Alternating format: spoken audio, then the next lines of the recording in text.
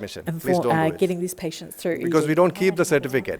We are not trying to make it hard for you, Getting but these we wanted patients to through make a ED structure and running, made a a robust structure collaborative running. effort to increase So hospital don't lose home this, there. and you might Now, think if I share Considering this our one with my project friend who didn't attend the goal conference, was they'll be able to an link uptake the of 50 patients a month, feedback what had actually and get a happened certificate. was No, at the end of a year they of can't, doing that project, because they have to we were log in seeing with over your name, 200 and patients if somebody in a month don't going register through the hospital and and home services. do a login and that try to was do through a certificate, it will come navigating to me. those trust I'll get a issues, certificate which was a lot about communication. So that's how we and set it up. education. Again, You we are know, not trying to make it community were harder. also I know it afraid may that sound like we are trying to Edie make was it gonna harder. send the That's not patients the that they objective. couldn't handle. The Edie was objective is afraid to that they would make send everybody patients that wouldn't be accountable cared for their own So it professional was actually registration, them maintaining that understanding competency, what they maintaining that wanted scope and of what they practice could as well. both provide. It is very important So for our profession to, I think you know, rather allied than going health backward, leaders we need to go can also forward. provide value to non-allied health workforces. Jesus. So that's some of the rosy stuff. Yeah. But so did I think it's important to acknowledge that there are challenges and tension in practice. Yeah, so don't lose and this. it's not all gravy. And I hope, you know, leadership in healthcare is often very target moving driven. forward with the support of the sponsors and stuff, we'll be able to bring this event can make it hard to vibrant, live up to our own ideals. And I resonate with that because this past year I've had to cover 3 separate roles. And do I have time to attentively listen? It's a struggle. Balaji. I don't do it all the time, even though my intentions are there. Compassion doesn't mean avoiding accountabilities, and leaders still must address poor performance and ensure safety and standards. No, I just Allied health is also varied professions, varying career pathways, smaller cohorts of professional groups compared to medicine and nursing. And I think when you're trying to lead multiple professions, explain all about our profession, it might not always be consistent and successful. And I want to commend those people who worked on that report. And it's got such a So my take-home messages today, Thank you, Bella. Hopefully some of them will connect with you, is allied health leadership is vital and also just a housekeeping rule. You know, when somebody finished presenting, and if you wanted to ask a question, please wait for the mic runner to get a mic for you, because we've got people on the virtual. They won't be able to hear it if you're asking questions. So please be patient. Compassionate leadership resonates with the allied health workforce due to the complexity of our roles, the spectrum of our practice, and the requirement for interprofessional working and shared decision-making. All right. Thank you. So I'm coming to the end of my talk, and I will take some questions. But what I did also want to do was acknowledge that I couldn't do my role if it wasn't for the leadership I work with. So, Murray, I'm going to get you to stand up and do a little wave. I'm assuming most of you know Murray, but if it wasn't for Murray, I wouldn't know what the renal workforce required in Counties Manukau. When we've been looking at remodelling our dialysis unit, Murray was our first point of call to get the voice of the renal physiologist acknowledged. And when she wasn't there, she made sure somebody from her team was available to provide that voice. I also need to acknowledge that when we were looking at the model of care, I did have to work closely with my service manager, Wendy Ravlich, and my 2 CNDs, Leanne Given and Meg, I'm forgetting Meg Smith.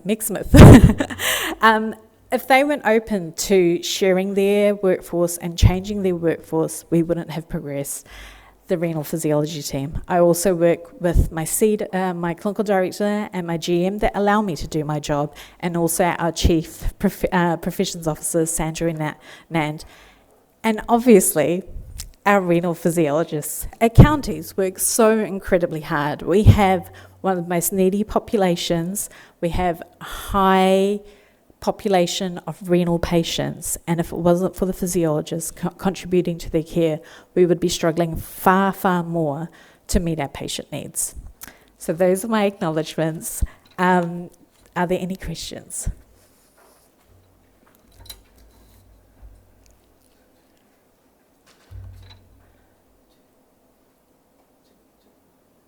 And while they're testing the mic out, and it's okay if there's no questions, but just in terms of references, I do have some references there. I'm happy for people to reach out. The Lotus Compassionate Leadership Framework and Toolkit is actually something that the NHS developed that people can use to introduce compassionate leadership to their whole service. I've got a video there from Professor Michael West talking about compassionate leadership, but actually if you go on YouTube, they have multiple videos for the multiple services he's worked with in introducing compassionate leadership. And if you go on the NHS Leadership Academy, there's a lot of sort of information and resources there as well. So that information is for sharing and enhancing your knowledge. I, connect with it and it helped me progress. So I hope it connects with some of you and helps you progress in your leadership journeys. So, questions? Thank you, Varsha. First question is from me. Sorry about that, because my physiologists are there. Everyone's question is, we are small in population, and then the career pathway is the biggest question. I know that. Just I want to explain, can you explain to us, what is the national processes going on for the allied health and also for a group? Thank you. So I think career pathways for the smaller professions has actually been quite absent in New Zealand. I know it's primarily sitting with our Chief Professions Officer in New Zealand for all the different districts. And they're working on it. I think they are looking at comparing it to what other pathways are overseas. I think what they will do is provide a framework where there might be additional roles like designated senior roles, educator roles, coordinator roles, but that will probably also be implemented and identified depending on the size of the service and the volume of the service. So it's kind of like looking at what roles are required to take on what responsibilities to meet the needs of the service. So we won't be able to, magically create, despite experiences, and I think that's the thing, there's a lot of people that have a lot of experience, but they're not in a title role, but they provide leadership. So in terms of what's happening with the career framework, it's a bit of watch the space and see what the chiefs come up with. I know that they are looking at international models as well. I also know that renal physiologists aren't necessarily roles that exist in every sort of renal space across the world. However, we can compare what our skill set and knowledge base is compared with other sort of scientific and technical workforces. Thank you.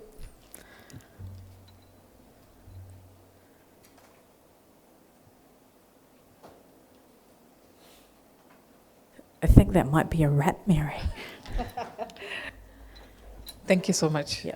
And again, thank you for allowing me to come and speak. I thank you for your time and appreciate you listening attentively. And for me, it's a privilege to work with our physiologists that we have at Counties Manukau. Thank you very much.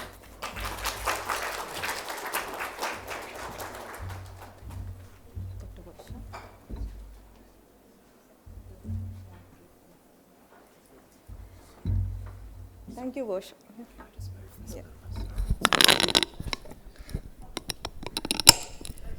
Yes. Thank you, Varsha, for the rebutting session. Thank you for acknowledging our physiologist workforce as well. Please be honored to receive a small gift from Saiju. You guys are too kind. Sorry, I don't want to whack you with the one. Thank you. Thank you, everybody. Thank you. So we'll now break for morning tea. The refreshments are available in the foyer. Kindly return to your seat in 15 to 20 minutes, as our next key speaker will start at 10:45. Our online session is running. Please be seated by 10:45 to start our next session. Thank you.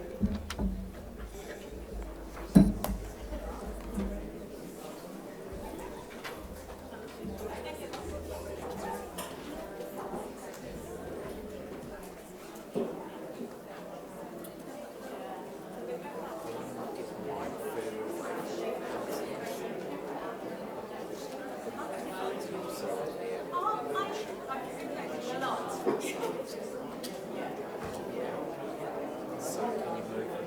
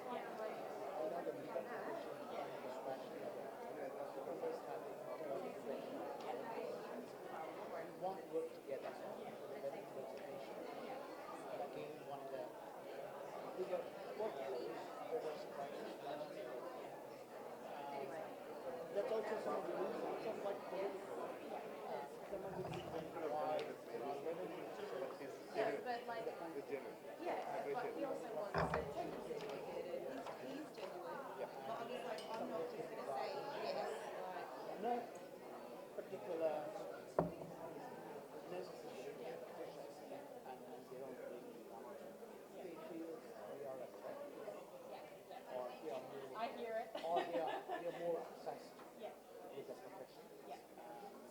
But I understand when it comes to the different goals, we have a profession that kind of established, and we're also working on getting our youth to the next level in terms of career progression. So that can only happen the roles within the real estate. Test.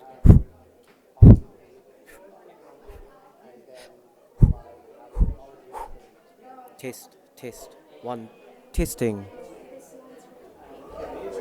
Testing 1, 2.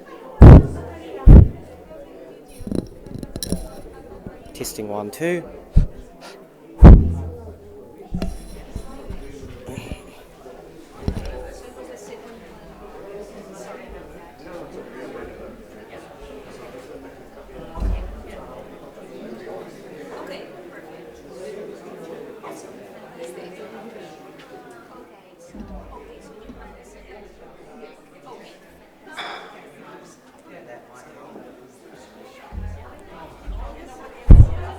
Testing 1, 2. Testing.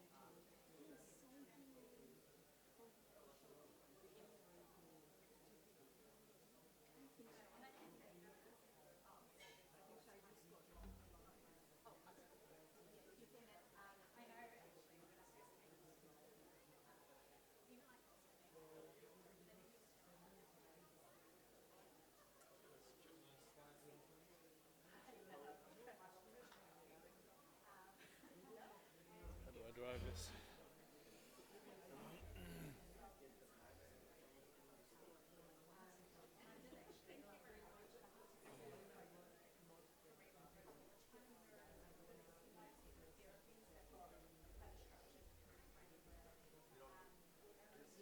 I was just going to see that it works and I knew what I was doing. So I sent you the right slides for the right version. I think I did.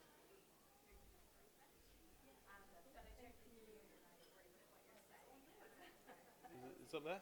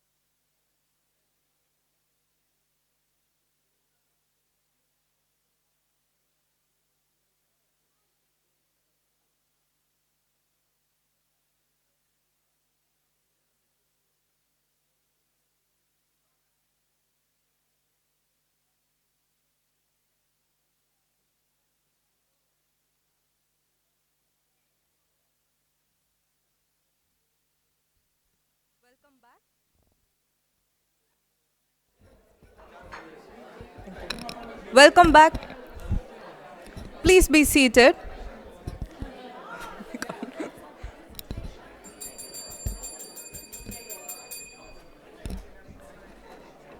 Welcome back, everyone. Please be seated. Moving into session 2, I once again thank our gold sponsor, GSK, for sponsoring this session. Let's begin the next segment of the program by welcoming our next speaker, Dr. Chris Hood. Dr. Chris studied medicine at Oxford University and Imperial College London. After serving in House Officer role within NHS, made New Zealand his home in 2004. He completed his renal training in 2009 and joined Counties Manukau Health as a SMO the following year. In 2014, he became clinical head of the renal department, and currently he's working as a clinical director of Division of Medicine. His professional interests include medical ethics, clinical leadership, and dialysis, with particular focus on home and community-based health therapies.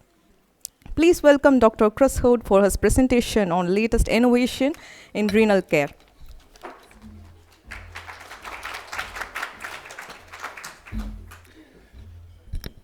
Thank you very much, and thank you for the invitation. Am I coming through? Yeah.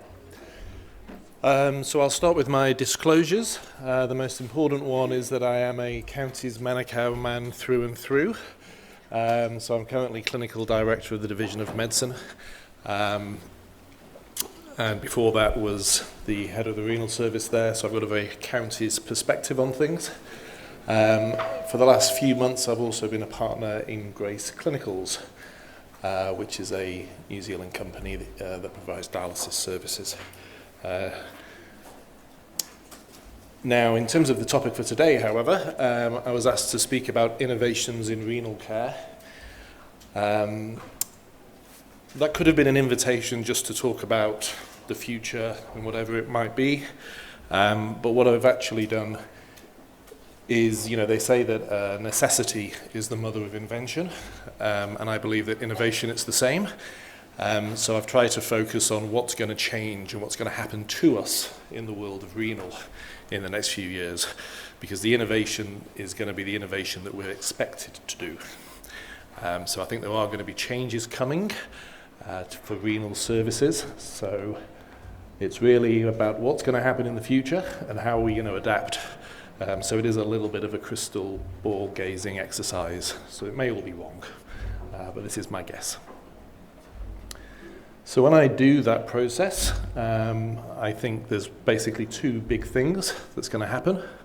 One of them is very much a something old, which is coming back, and the other is a something new. The something old is the perennial problem, which is that we do not have enough space to dialyse patients. We have more and more patients coming, and we don't know where to put them.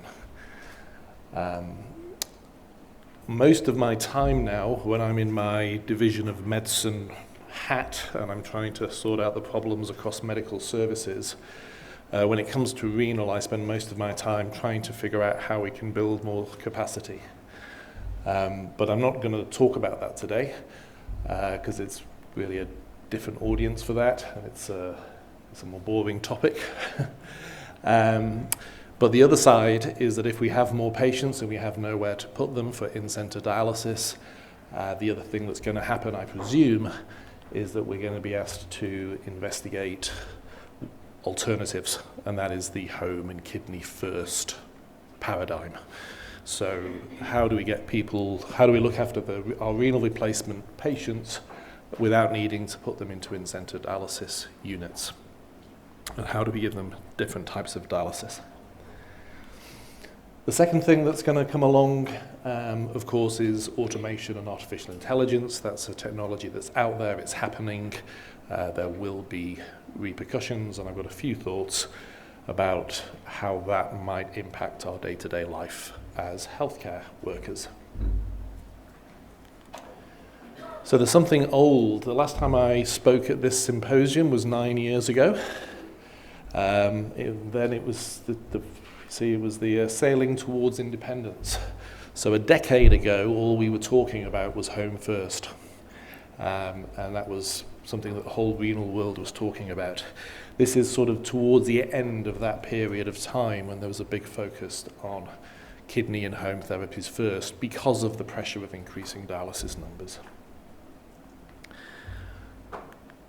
What I spoke about at that meeting was a project we had just done at Middlemore, which had just kicked in, and that was called the ADAPT project. So what we did at Middlemore back in 2013-14 was we said that when a patient turns up needing urgent dialysis, instead of putting a line in and putting them on a hemodialysis machine, we'll put in a Tankoff catheter and start their dialysis straight away. And therefore they never get to go to the in-center unit, and hopefully they stay on peritoneal dialysis.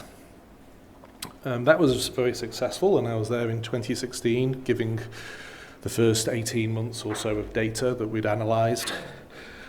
And actually, if you look at the Nzasrdp, which is national data for New Zealand, about patients starting on dialysis, this is what modality they're on at 3 months. It's nice when you see one of your projects show up on national data with a big jump. So that was cool. And the good news is it sort of stayed around, and it's still going today. We still have, I think, 30-odd patients this year gone through the system. So that was cool. And the second thing of note in this data is about here, when this is people who started off at 3 months on their dialysis, on their renal replacement journey with a transplant. And although the absolute numbers are smaller, you'll see that this also doubles pretty much. And that was something called the Live Kidney Donation Aotearoa Project, which then sort of expanded into other things. Mark Marshall was the person behind that. He's going to talk to you later today. But it does show what can be achieved if you innovate with different approaches. The sad news is that somewhere around here, possibly after something after COVID-19, it seems that we've sort of gone off the boil a bit. So we're back down on our transplant.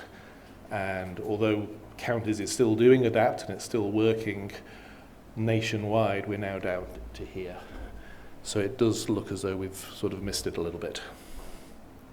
And meanwhile, the hemo has taken up the gap.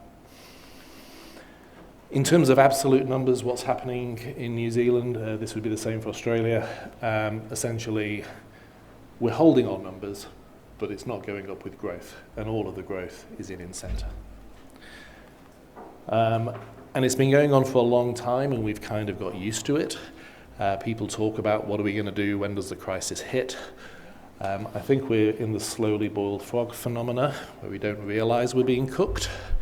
I think we're already there. The good news is that people are still getting their dialysis sessions, just about.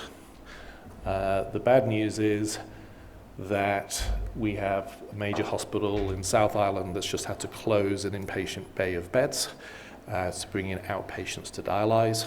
That's a crazy idea, but it's been going on for a while. There have been occasions for short periods due to staffing situations where we've had to ask, where one hospital has asked their nephrologists which of your patients might be okay on 5 sessions a fortnight, which is a very dangerous route to go down.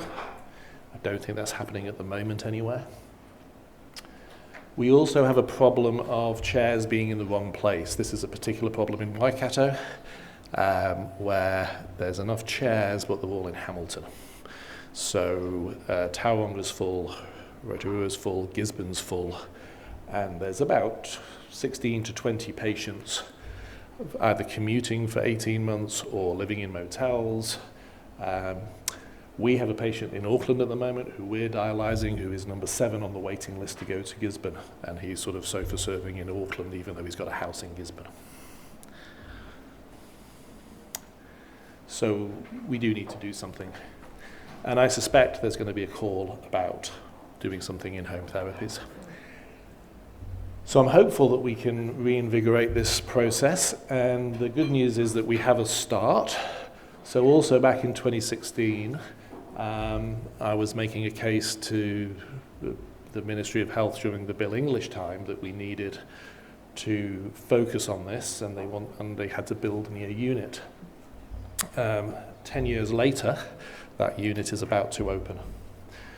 So this was the artist impression of what the unit was going to look like. This is the photo I took last week. This is the back, not the front, but it's not too bad. It's even got the same little hash pattern, so they've sort of, I'm hoping they've kept to the plan. It's still got another 6 months of building, but it looks as though we're getting there. And this will hopefully be a source of innovation. So what will it do? This is going to be what's called a reception unit for dialysis. And the idea is that everybody who starts dialysis starts in this building, whatever type of dialysis it is. So a lot of our patients start with a line, and we have a procedure room so that they can come in and get their line, get dialyzed and go home and never go to hospital. This entrance here goes into a clinic space with 11 clinic rooms. This is where we're going to do all of our dialysis review, and our pre-dialysis nurses will be focused here. This staff area is where we will have social workers, transplant coordinators, pre-dialysis nurses, everything you need for the MDT. And up here in the main dialysis section, there's going to be no traditional in-center in this reception unit. It's all going to be focused on independence. Sailing towards independence, like we said in 2016. So we have 15 chairs here of what's called minimal assist, which is a shared care model where the patients are expected to do as much of their dialysis as possible. We have not 5 trading chairs, but 10. We have a big respite area for home patients.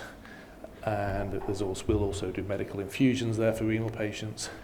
And the idea is that patients, everybody who starts comes here, they have a period in this reception unit, they get seen by everybody they need to get seen by. It might be a question of an elderly person having an advanced care plan made and limits of therapy. It might be a young person needing access and home training and transplant listing. But everybody comes here to get fully worked up before they head out to their final disposition of where they will carry on their dialysis journey.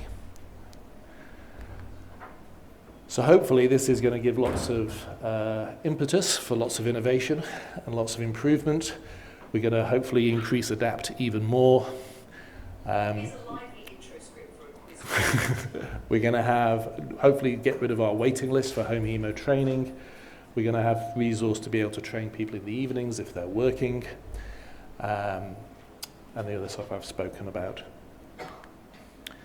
This is pretty good for counties because I think it means we're the only service that I know of which, as far as I'm aware, has a full menu of dialysis services, which is quite the achievement. So every unit in New Zealand and Australia is supposed to offer hemodialysis, home hemo, COPD and supportive care, and are supposed to provide pre-dialysis education. But we have a few extra things in there. What we also have in counties is a minimal assist unit, evening dialysis availability for those who work, in-centre nocturnal dialysis for people who need 8 hours 3 times a week. We have our own nephrologists placing lines and Tenkov catheters to allow peritoneal dialysis. We train patients online, we train family members, we'll be doing evening trainings, and we have these 2 rather unique things, one of which is we buy houses through a charity where if people can do home dialysis but they don't have their own home, they can dialyze in a community house. We just give them a key.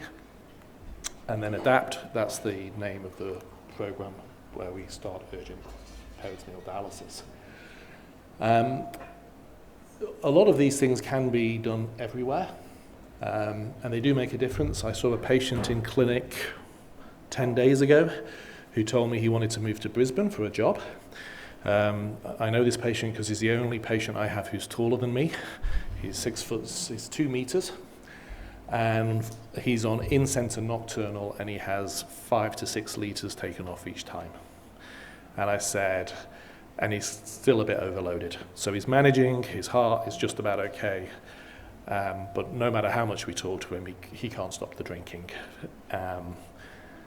So I said, look, I'm not sure you should go to Brisbane. I don't think, he said, well, haven't they got that? So I phoned up Ipswich, which is the suburb he was going to, and then I phoned up RPA in Brisbane, which is their mother hospital, and I said, look, you don't by any chance do community dialysis, because he could train, but he's not going to have a house in Brisbane that he can dialyse in. You don't have community houses, do you? No. I said, do you have in-centre nocturnal, so we can get 8 hours 3 times a week? No.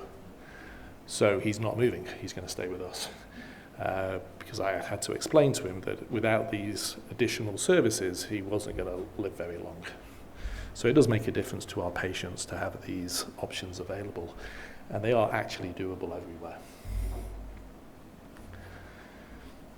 And the big challenge, of course, is getting the culture, getting the enthusiasm to actually do it.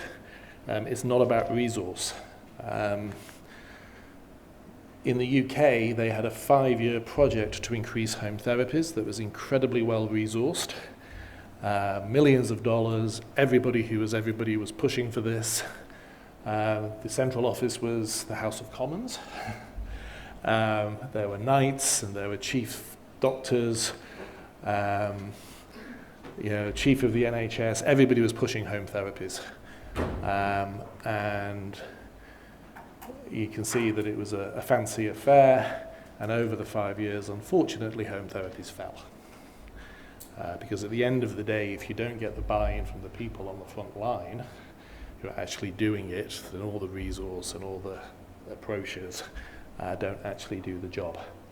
And New Zealand's always been very good at avoiding that fate, so I'm hoping we can do it again. It's really about this guy. This is a little bit about leadership. You can find it on YouTube. I won't play it, but it's a leadership lesson from the dancing guy.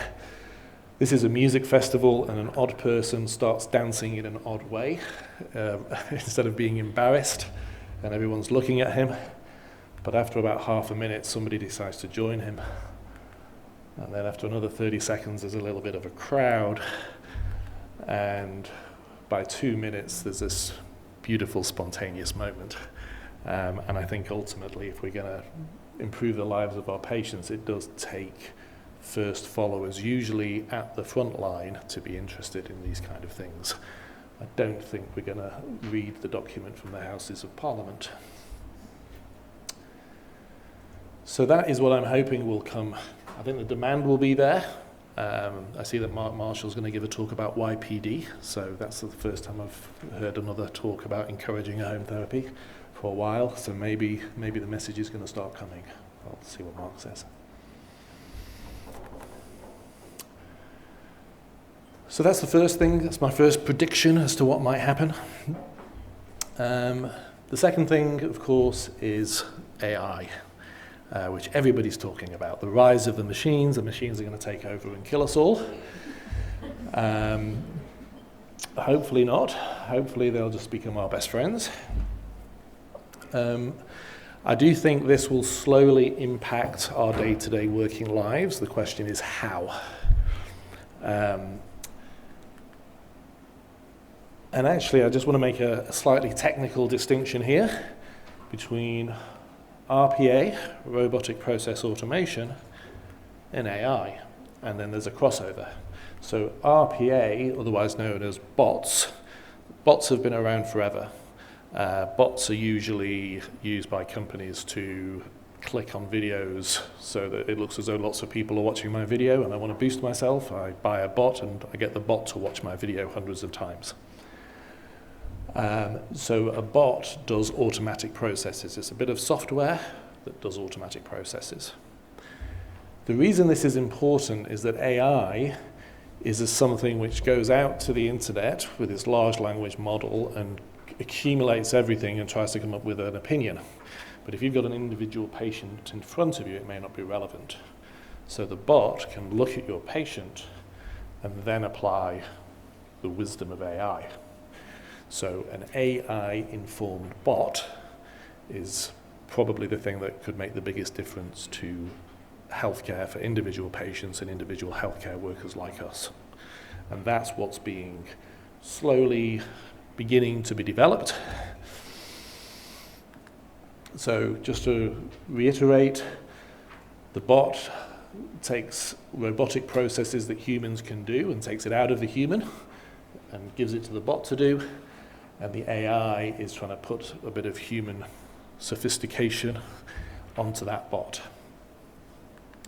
The way to think about it is the bot is a digital worker. So what can a bot do? Imagine somebody who is sitting at a computer with a list of instructions and they're told to make a surgical list.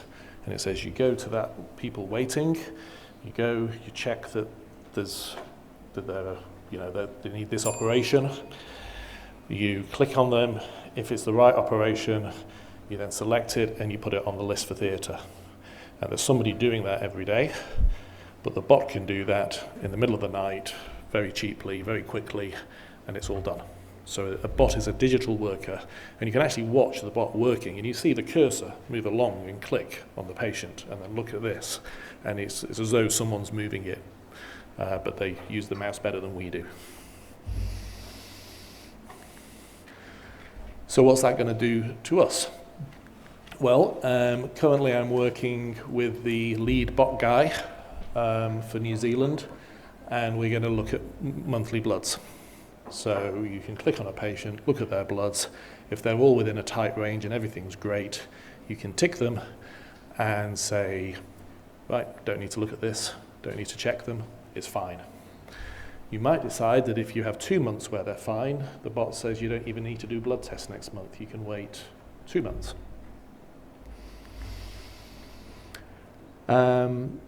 The other thing is audit. So a bot can read blood pressures from your patients and can read their weights, and a bot might say, gosh, these blood pressures are high, and you might get a list and it says, hey, you saw these patients and there's a high blood pressure, what did you do about it? And that will be a sort of like a quality assurance movement, so it will create reports for you to highlight things. We could have bots try and change things, but I'm very much aware that I don't think that's a good idea, and I want it to augment us and be a reminder to us and a quality improvement tool rather than anything else. I don't like quality improvement that tries to make idiot-proof situations. So my first rule of patient safety, attempts to reduce errors by making a system idiot-proof don't reduce errors, but they do create idiots. Once you take away responsibility from us, we just stop looking, we de-skill, and the mistakes still happen eventually. And I've actually been watching that happen for 20 years. Every time there's a list, every time there's an audit, there's foot checks, this check, that check, it just becomes automatic, and we sort of lose what makes us special. So I think these things might be coming quite soon. Other things to mention, there are already quite a lot of apps out there which can be used by our patients, but they don't seem to be, and we don't seem to be championing them. So there are dietetic apps where you can put in the food you're going to have, and they will tell you what the content is for your potassium, phosphate, protein. We don't seem to be pushing them enough. I don't quite know why. They are available. I was vaguely aware that there was some idea that you could take a photo of someone's foot to see if there was any diabetic problem or something that you might need to see a podiatrist about, or that there was the potential for that.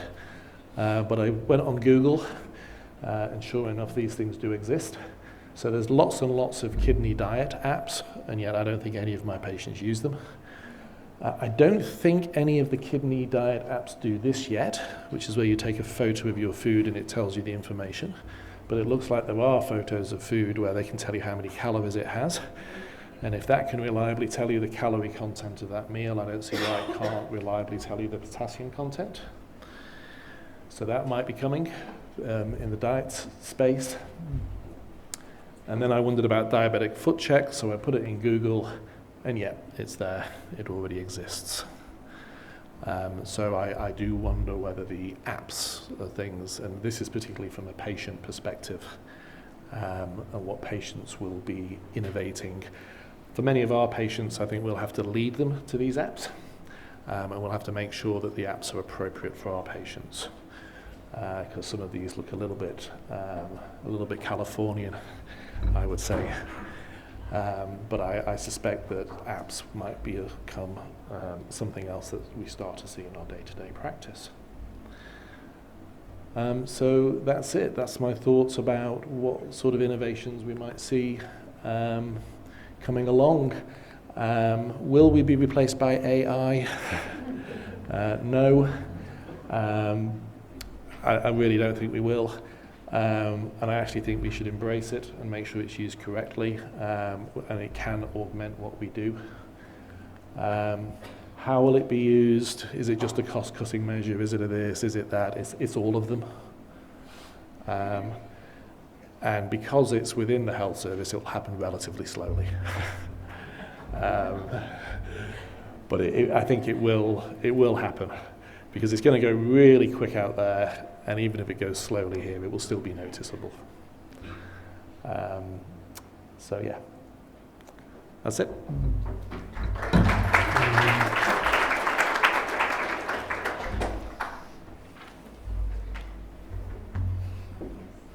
Any questions?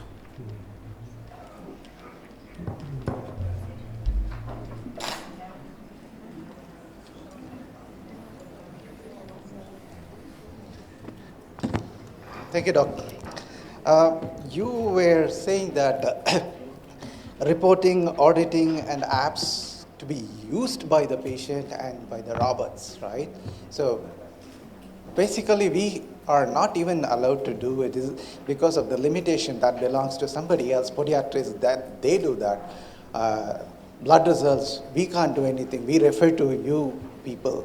So when it's been limited for us, how can you promote for those robotic apps and etc.? Can that be, that barrier can be broken down for us to deal with it? That's my question.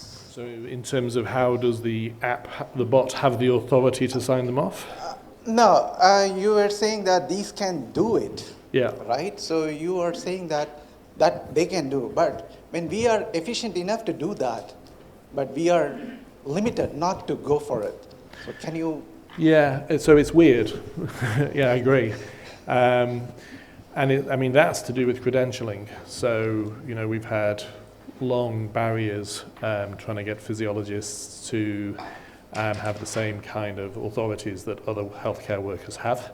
I used to be the physician representative for the board of dialysis practice, and yeah, there's a very good question: why would the bot be allowed to do this?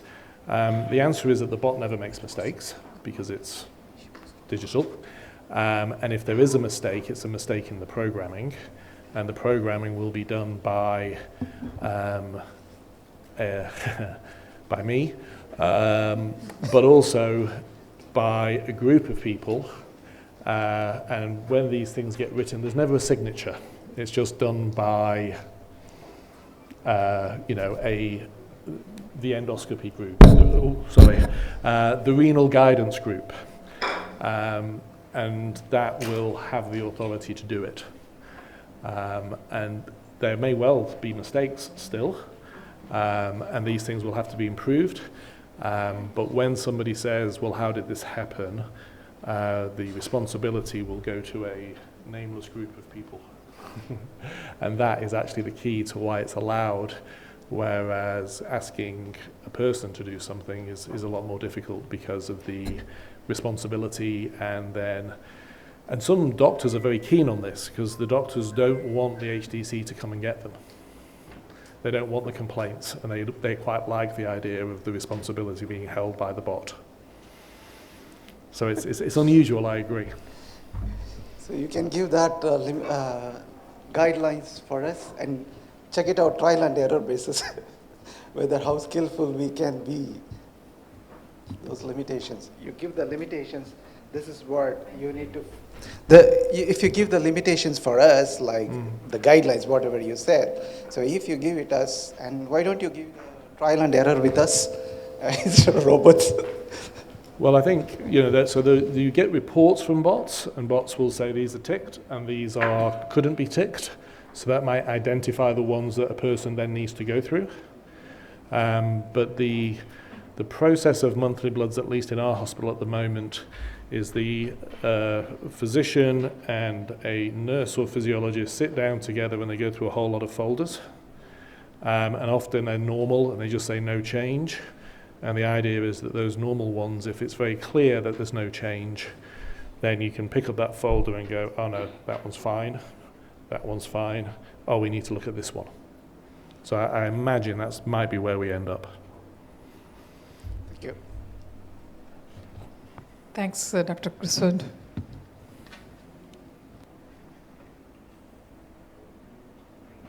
All right.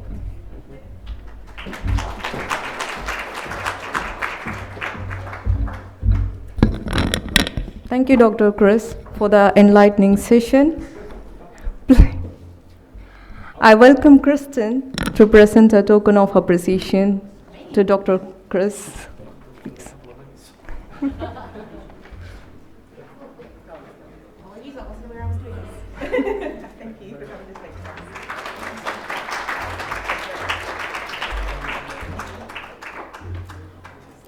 Before we move on to the next presentation, please make sure your phone is on silent mode.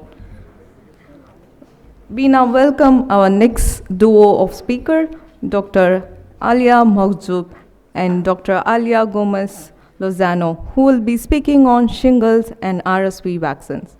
Dr. Alia is a medical doctor and a senior medical affairs manager for vaccines at GSK, with postgrad credentials in medical development and a Master of Public Health. Alia is passionate about advancing vaccine access and awareness. Joining her is Dr. Maria, a scientist who loves exploring how our immune system works and how vaccine can help us keep us healthy. With a background in molecular microbiology, Maria has spent years researching infectious diseases, developing new ways to study bacteria and work on projects that may help vaccine and immune therapies make better for everyone. Please join me in welcoming Dr. Alia and Dr. Maria.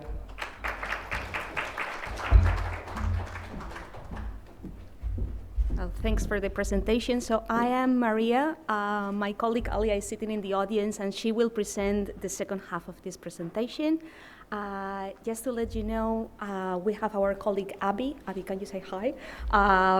So he's also here with us from GSK. This is my disclaimer as well. We all work full-time at GSK in the vaccines units.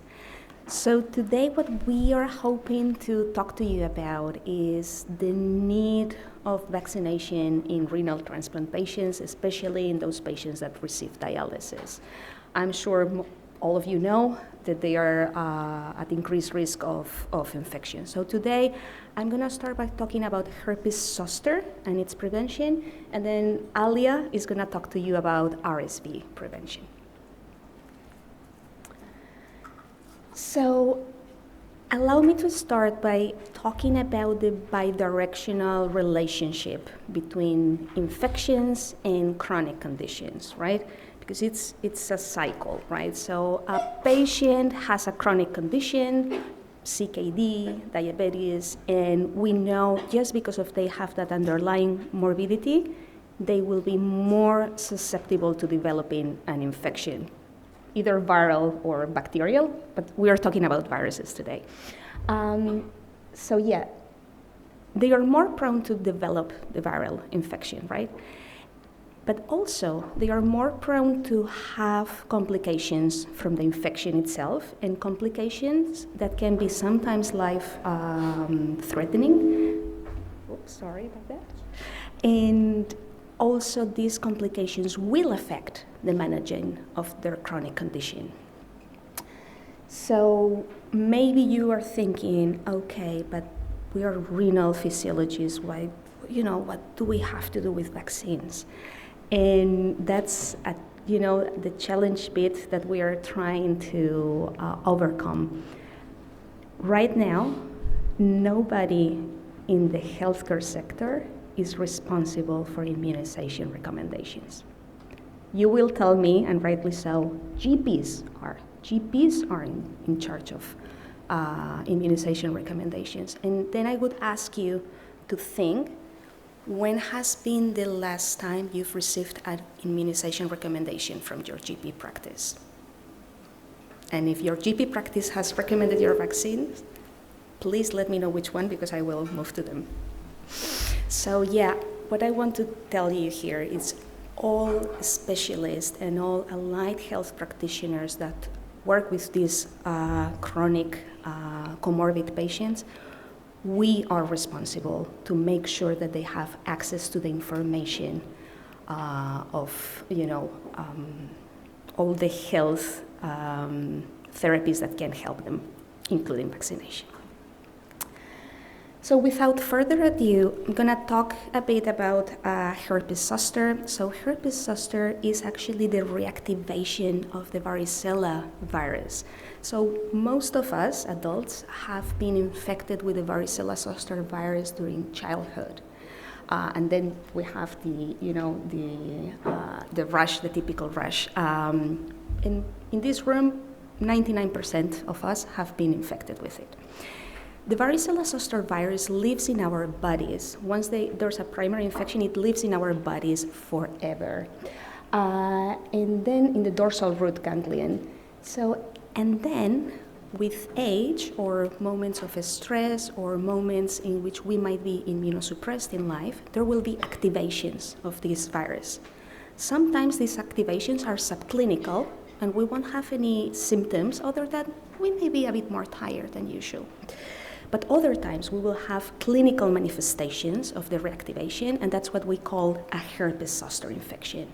And then you can have the typical rash anywhere in the body, including the face and including your eyes. So what I'm showing you here is the prevalence of herpes zoster reactivations throughout the lifetime of adults. And what you can see here is for the general population in many different countries, we start seeing herpes zoster reactivations from age 50. That means, and I'm scarily close to that. So from age 50, our immune system starts to decline for all of us, no matter how healthy you are. And then because of our immune system decline, then the reactivations start to be clinical. We start to see the rash. Now, this is for the general population. So most of these data are based in immunocompetent patients. Of course, if you have a patient on dialysis with diabetes, with CKD, the reactivation of zoster will happen much, much earlier, even in teenaging years. So yeah, some numbers here. 1 in 3 people in this room will have a herpes zoster reactivation during our lifetime. So it's really a matter of most of us, will have to deal with this. And the good news is that right now it's a preventable disease because we have a very effective vaccine. Here it tells you herpes zoster can have many, many complications. The main one is post-herpetic neuralgia, PHN. It affects up to 1/3 of patients, and this is when the pain, the neurological pain from the infection stays long after the rash is gone. This can be weeks, months, it can be years. It drives people crazy because there's no pharmacological way to control this pain effectively. Then another, of course, we can have strokes, MIs, we can have infections in the skin, we can have neurological sequelae in some cases. But another very common complication of zoster is ocular vision loss, actually. That's called herpes zoster ophthalmicus, and it's nasty, nasty.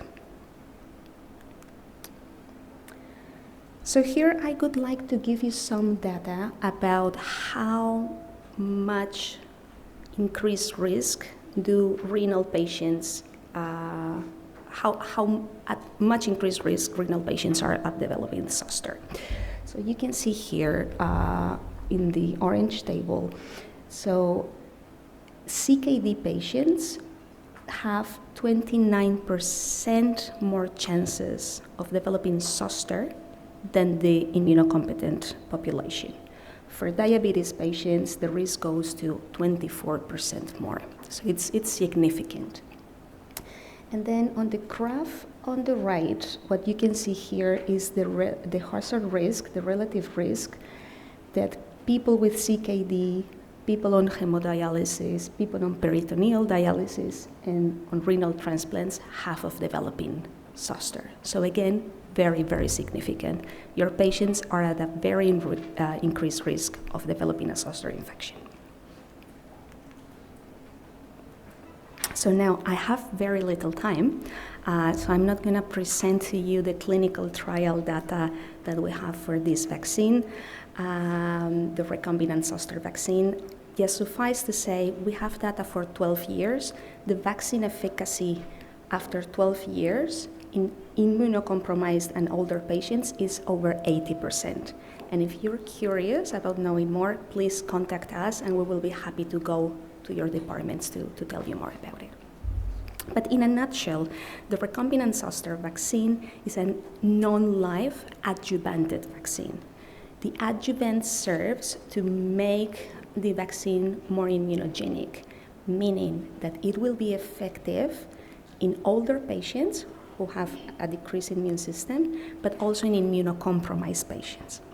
Because it's non-live, it's perfectly safe to use from age 18 in any immunocompromised condition, even patients with a stem cell transplant, so they are severely immunocompromised. The vaccine is perfectly safe and very efficacious as well. In New Zealand, the zoster vaccine is indicated for herpes zoster prevention in adults over 50 years.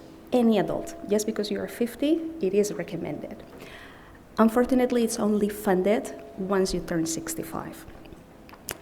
On the good hand, the good side of this is that for CKD patients and patients with a renal transplant, we have fully funded zoster vaccine from age 18. So please know that your patients have funded access to the zoster vaccination. It is 2 doses. It is really important to receive both doses, and it's usually given 2 to 6 months apart. But if you need, it can be shortened to 1 month in patients for which there's a need. And as I mentioned, it's not contraindicated in individuals who are immunocompromised. And then I want to finish with this. This is not a GSK piece. This is the immunization guideline from IMAC, the New Zealand Immunization Advisory Committee, for patients on pre-dialysis, dialysis, pre, post, and kidney transplantation. It has all the recommendations for all the immunizations your patients need, not just the GSK ones, but all of them. And it tells you whether it is recommended and funded, or whether it's contraindicated. So please go to this link. I'm happy to share it with you. Please feel free to contact me if you need any further information. Also, before Alia comes to the stage, I would like to mention that some units in the country, dialysis units, have an vaccinator going to them and giving vaccines, all vaccines that they need, not just GSK. And please, if you are curious about this and want to know more and talk about whether this is right for your service, please talk to my colleague Abby sitting in the audience. And with that, I would welcome 1 or 2 fast questions before Alia comes to the stage, if there are any.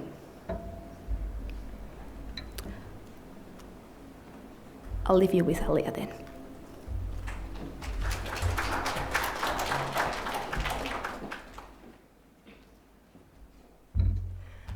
Thanks, Maria.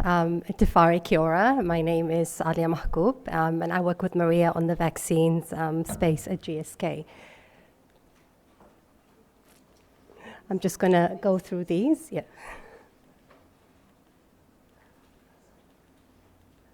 It's a lot of work we do in vaccines. Once I look at these slides, I realize just how much work and how much data goes into this. So I'm just very quickly going to talk about something called RSV. And for those of you who have little babies at home, every parent has been through this, right? So we know the bronchiolitis, and that's caused by the RSV virus. So it causes really severe disease in our young tamariki and our babies. But what it also does is that it is a really severe and serious disease in our older adults, right? And especially our older adults with comorbidities. And I'll take you through some of those comorbidities in a minute. Okay, so how does RSV present, right? And it presents, unfortunately, very similar to all other respiratory infections, right? So if you think about influenza, you think about COVID, exactly the same kind of presentation, right? So it starts off as an upper respiratory tract infection, so with a cold, a cough, a fever, some body aches. It usually resolves in a couple of days, and most of the patients get over it after feeling unwell for a few days. However, in those high-risk patients, right, and these are older adults, and when I talk about older adults, and I'm not being ageist, but we're specifically talking about 60 years of age and older, and those with comorbidities. Now, the comorbidities we talk about are those cardiorespiratory comorbidities. So think about your patients with COPD, with heart failure, and what we call metabolic endocrine comorbidities. So think about your patients with diabetes and renal disease, right? So the typical patients that you tend to see on a day-to-day basis. Now, the issue with these patients is that their immune system is already compromised. They don't mount a very good response to infection, and they tend to get more severe disease. And that's why we're really concerned about those patients. And what happens when they do get an RSV infection, or any other respiratory infection for that matter, not only do they get more severe symptoms, but it also exacerbates their underlying medical condition. So take a good example of your COPD patient with underlying heart disease, develops an infection, influenza, RSV, COVID, whatever it may be, ends up in hospital with severe pneumonia, exacerbation of their COPD, and exacerbation of the underlying heart failure. So a really bad combination for those patients to have. So I think I've spoken about those. So risk for severe disease or complications is age. So age is an independent risk factor. The older the patients, the more likely they are to have more severe disease. And then we spoke about the comorbidities. I'm not going to spend too much time talking about immunocompromised patients, but Maria covered that quite nicely in her presentation. But your IC, or your immunocompromised population, is again a very highly vulnerable population that we worry about whenever they're likely to develop an infection. Okay, so I'll just take you quickly through the RSV vaccine, and just for some context, there is an RSV vaccine available in New Zealand. We launched it last year. It is a private vaccine at this stage, and I take my hat off to anybody not working within the funding environment or having to work with our funders, but it has been a challenge trying to get funding for this vaccine for adults. We're going in again with a proposal, and they're re-evaluating our submission. And what we're asking for is that this vaccine be funded specifically for older adults and adults with comorbidities. So we'll wait and hear what the outcome of that is. But it is currently available. You can get it from your pharmacy if you're 60 years of age and older. If you're 50 to 59 and you have a comorbidity, for example, heart disease, renal disease, you're diabetic, or you have underlying respiratory disease, you need to get a script from your GP to get that. But you can still get it if you're privately funding for that. Now, the story of the RSV vaccine is an amazing story because this vaccine has been in development for over 50 years. And about 2.5, 3 years ago, a couple of vaccines were approved nationally, overseas, as well as in New Zealand. Now, in New Zealand, what we have available is the adult RSV vaccine. It's what we call an adjuvanted vaccine, and it consists of this really amazing system that helps your body boost the immune response to the antigen, right? So it's kind of like a turbo boosted vaccine.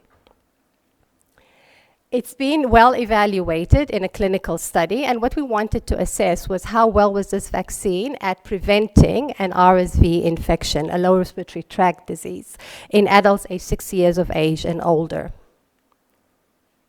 And what I'm showing you here is just the composition or the demographics of the patients in the study. So about 30%, closer to 40%, so 39% of those patients had an underlying comorbidity. And if you look at the number of comorbidities, around 22% of those were patients with diabetes, and a smaller proportion were patients with liver or renal disease.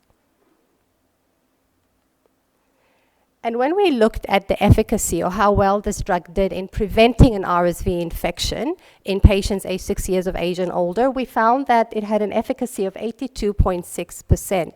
Now, just for context, what the FDA or regulatory bodies thought was a really good kind of minimally clinically important difference would have been 20%. So sitting close to 83% was a really good outcome for this vaccine.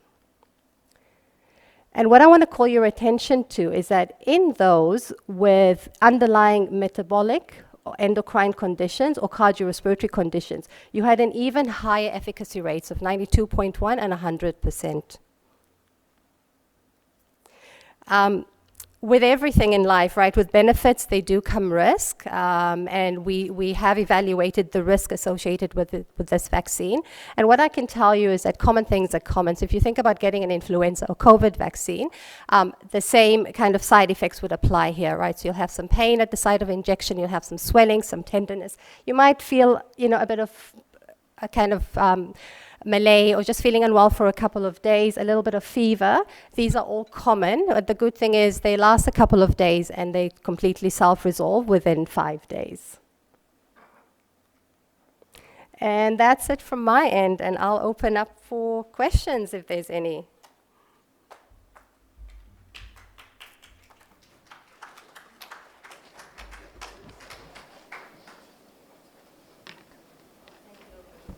Can you turn on? Thank you for the presentations. I'm Mary from Cairo Dialysis, one of the community dialysis. So my questions may be for the Dr. Maria. One of our patients, recently we start doing this group vaccinations. Yeah, the vaccinator will come to the unit and do a post on the non-dialysis day. So we had a couple of patients that have done the singles. There's a good number of coverage in our unit. But I did notice one of the patients, after the single vaccination, about 10 days, developed the singles. So I want to know, is the singles related to the vaccination? I know just you mentioned as all the vaccinations as non-life. To me, that shouldn't be the reason, but just after about 10 days, so he developed. Have you got any similar case or? We have data on that. Oh, sorry. So that's an excellent question, and thank you. You're absolutely right. The vaccine hasn't created the shingles infection for your patient. It's a non-life vaccine. Yeah. It's just, it has just a protein spike from the virus. It doesn't contain the virus. However, what we have seen is in older patients, so over 60, or immunocompromised patients, the vaccine itself induces stress in the body. Any vaccine will do that, or any infection. Zoster, one of the triggers for getting a zoster reactivation is a stress in your body, is any kind of infection. So the first dose of the vaccine, and it only happens with the first dose doesn't give the patient immunogenicity, so full protection. So because of the stress of the vaccine, sometimes these older and very sick patients, they can develop shingles. Again, not because of the viral content of the vaccine, which is none, absolutely zero, but because of the stress, you know? Okay. We see it doesn't happen after the second dose. So my question to you, did this happen with the first dose? Yeah. Okay. After the first dose. Yeah. So after the second dose, the vaccine is so effective at preventing shingles that we are not seeing any shingles reactivation after the second, but yes, after the first. So thank you for that question. Okay. From my understanding, in our lifetime, we might have a vaccination in the earlier age, or you had a contact with the virus and you self-develop some immunities. So for this patient, he had a few times of singles. In this kind of case, do you think the patient still need a singles vaccination? Right. Yeah. So I would strongly recommend that this patient gets the second dose. Unlike the RSV vaccine, which requires just one dose, the shingles vaccine requires two. Yes. And we see that patients are not protected until they've had their second vaccination. Okay. So in immunocompetent patients, if they develop shingles, the recommendation is to wait up to a year to give them the vaccine. This is why when we have shingles, we develop antibodies against the infection, and we will be protected for about a year. However, if your patient is immunosuppressed, as probably is the case, then that window closes to 3 months. Okay. So it's recommended that after his shingles reactivation, he gets his vaccine between 3 to 6 months, with the exception if he gets ocular zoster, then an ophthalmologist have to sign him off, so there's no ocular inflammation before he gets the vaccine. Okay, thank you. Thank you for your question. So maybe, just maybe a quick thing around this RSV vaccine. And we know that there is seasonality with these respiratory infections, right? We've just passed the influenza season. But quickly, it's going to be upon us for 2026. So the important thing with these vaccines is that they can be co-administered, and that's just for logistics and convenience for the patients, right? That you can administer multiple vaccines at the same time. Obviously not in the same spot, and try to kind of exchange the arms, that your patient's not ending up with an extremely painful limb post-vaccination. But just think about that, and think about what's convenient for those patients. Because sometimes if they come in for one appointment, that might be your only opportunity to kind of get them protected, and you may not see them until the end of the season. Okay, so just thinking about that.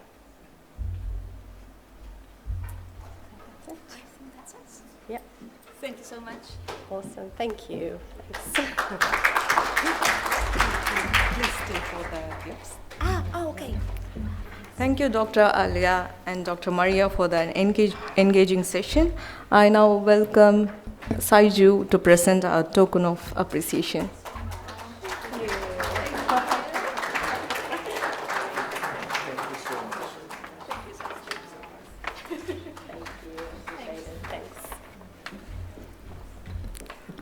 Our next speaker is Dr. Mark Marshall.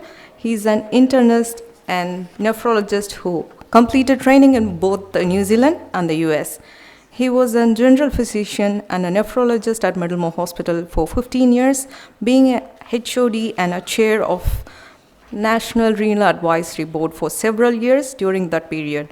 He then left for industry to the director of medical affairs for Baxter International in the Asia Pacific region.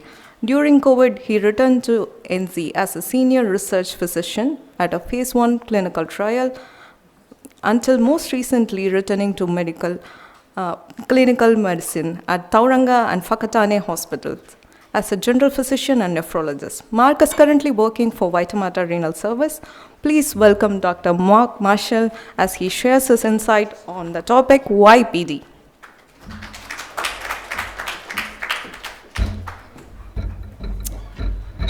Hello again. I see a lot of familiar faces who are as old and decrepit as I am, but nice to meet everybody here. So I'm going to talk today about PD, and I'm doing this because I guess renal physiologists are moving into every area of kidney replacement therapy. If I had to look forward a decade or two, I think there's a lot of, I think the nursing renal physiology split will be quite broad across kidney replacement therapy.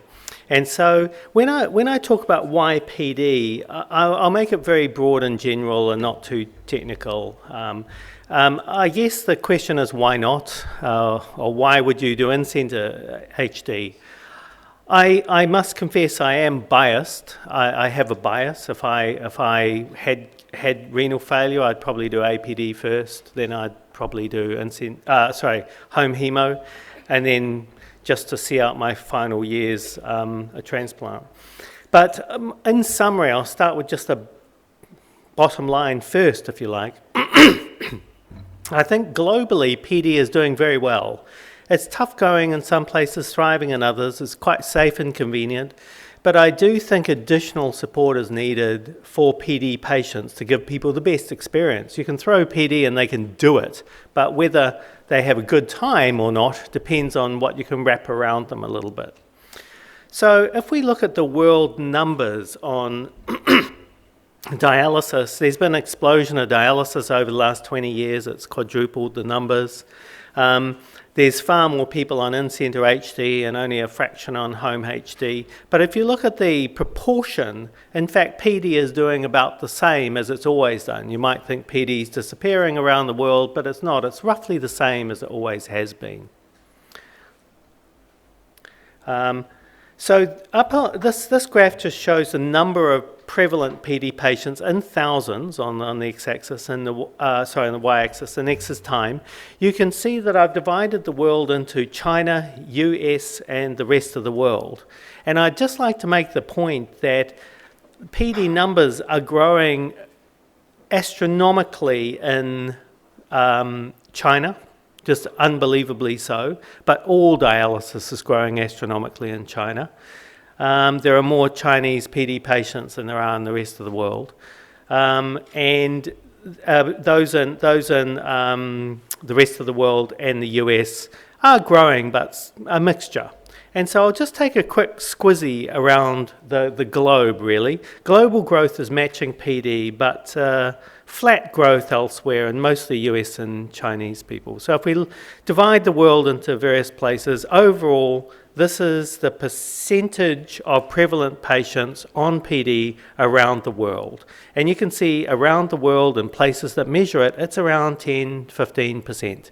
And you can think about your own hospitals, what proportion of patients are on PD. We tend to be a bit higher than that, but around the rest of the world, it's 10-15%. If we look at Europe, this is from various registries and things, you might think there's been a bit of a catastrophe and a drop-off in numbers in Europe. And you would certainly read that in the literature, but it's not really true. Because here, around about 2007, you see a big drop in PD numbers, down from 15 to 20% down to 10%. But in fact, it's just that earlier on in the 2000s, only these countries reported PD numbers.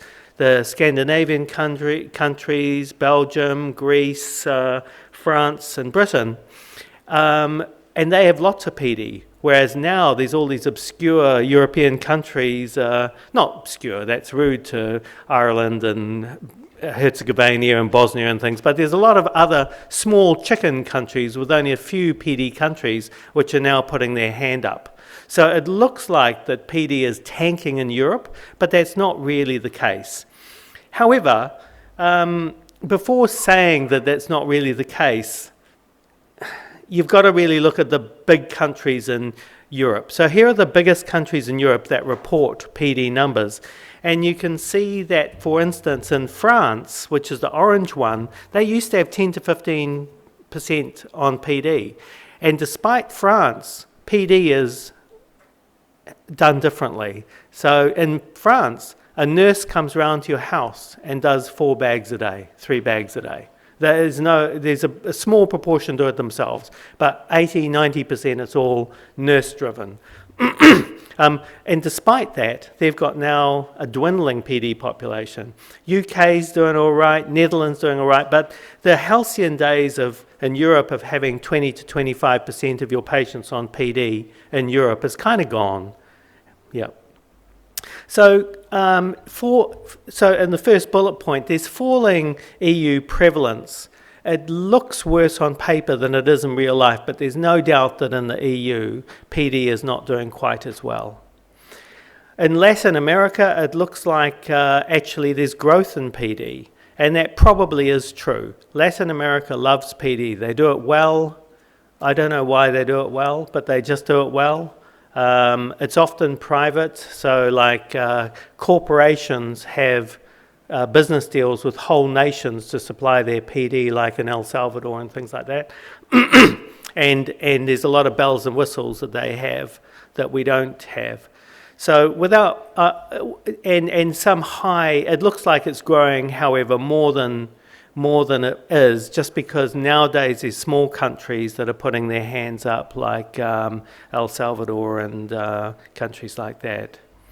So in the big countries, however, there's certain things which I'll point out here. One is that in Mexico, where it used to be PD first by law, nowadays you can have HD. And it's the top line. It used to be 85% of people were on PD. Now it's less than 50%. So as soon as they made it legal, if you like, for you to do HD, a lot of people went on to HD, appropriately so. Argentina is doing very well. They're growing their PD. And Colombia, right in the middle, is the world star, really, of PD. They have the best programs, the best outcomes, best of everything is Colombia. A variety of different reasons. So Latin America is essential, but I didn't point out Brazil is in trouble. Brazil is awful economically, everything, and PD's tanking in Brazil. There's a lot of problems with renal replacement therapy in general. In North America, you would have to say these days North America is the centre of world PD. So whereas we used to laugh because nobody in the US was on PD, now there's a whole bunch of people. There's, I don't know, maybe apart from China, there's sort of thousands of people on PD there. And it's growing, and Canada's growing as well. So they're the PD centre really these days. And finally, Asia Pac. We have the big numbers. We've always had around 20% on PD. However, if we look across the board, it's slumping in most countries. Because they don't reimburse PD in Korea, it's tanked. New Zealand, it's gone from 50%, which I think was too much, down to about 30%, which is probably about right. Australia has gone down a little bit. Mainland China has been growing, as we said before. So without labouring it too much, Asia Pac and we still lead PD around the world. In Europe, it's tanking a little bit. In the US and Canada, it's thriving. So, and that doesn't count, and I guess if I had to pick how much PD should be in a program, don't know, but maybe it's settling at 15 to 20%, and I think probably a little more than that is probably right. But who knows? There is something I'll come to. And just bearing in mind that I haven't talked about some countries which are really pushing PD hard, like South Africa, Qatar, Kuwait. A lot of those countries are pushing PD. So why do people end up on PD? Well, one, because it's offered to them, and secondly, they perceive it to be safe and convenient. They don't really, in my opinion, they don't really think about these things too hard. They just want to make sure that it's safe and it's convenient, it works for them. I think that's how patients think about things.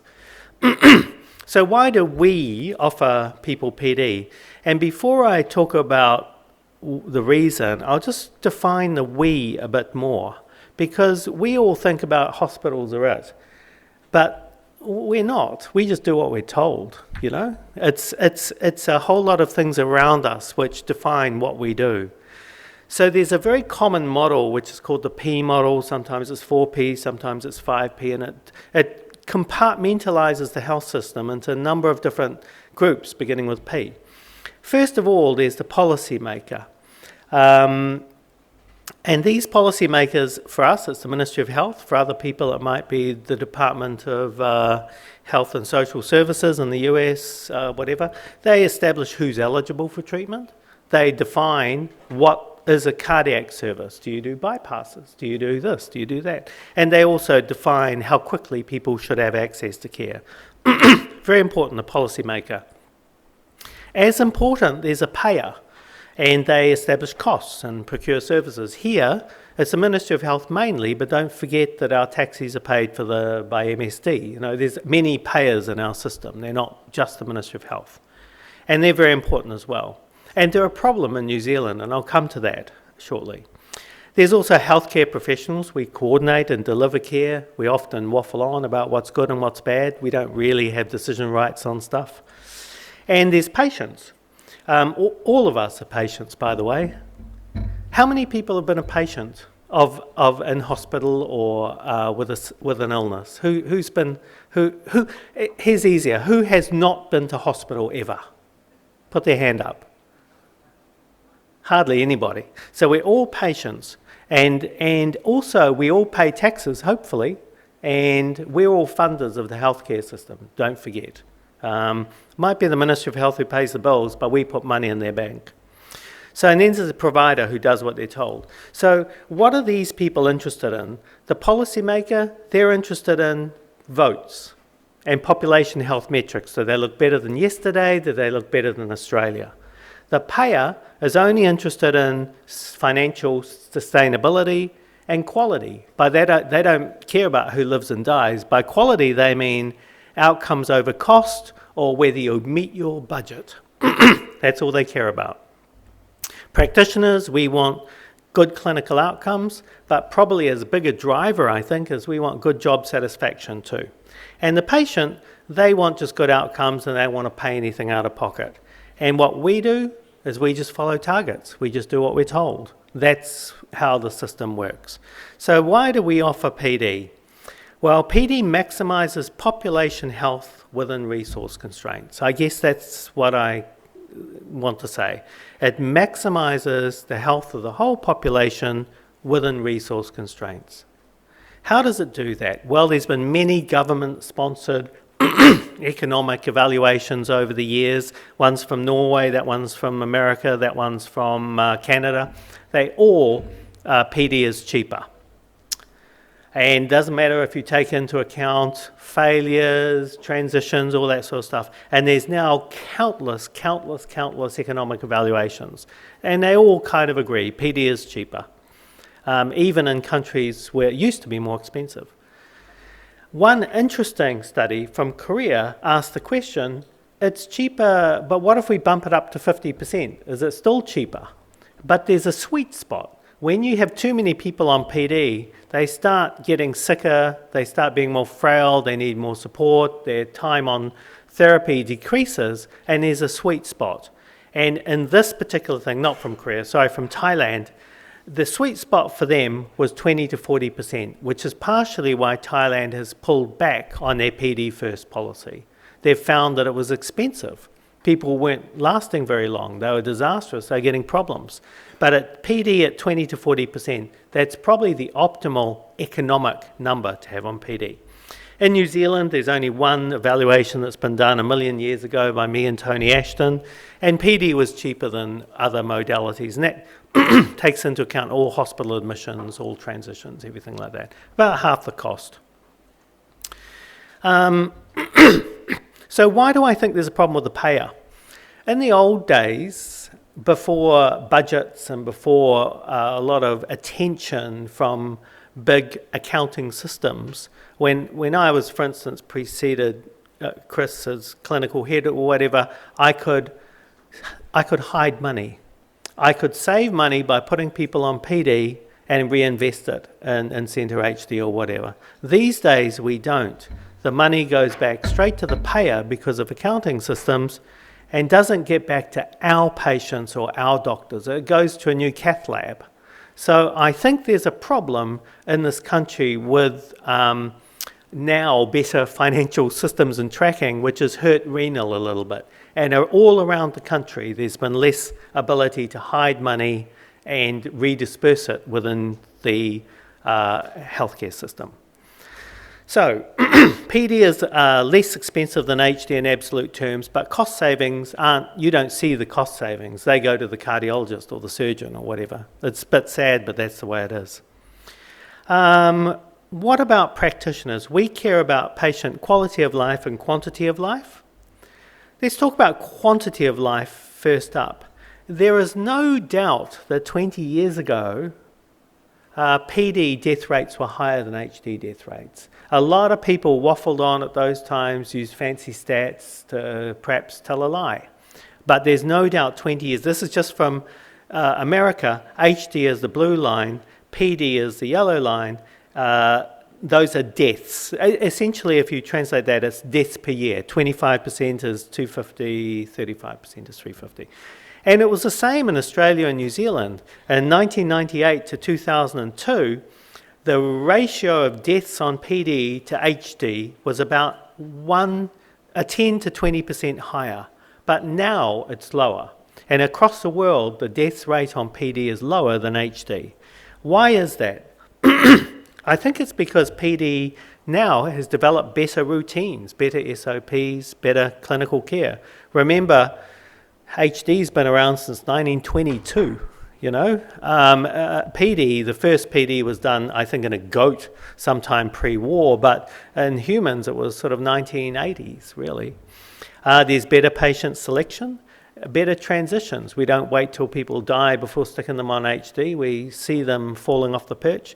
And also, mainly, we have much lower peritonitis rates. Compared to when I was a registrar, the ward was full of PD patients on peritonitis. So we measure PD peritonitis rates by the number of episodes per year. So the red dots here indicate the global change, and all the big dots are all these different countries. And around the world, the peritonitis rate is halved over 30 years, which means people die after peritonitis. They die either today with the peritonitis or within 3 months or 6 months from heart disease and other stuff.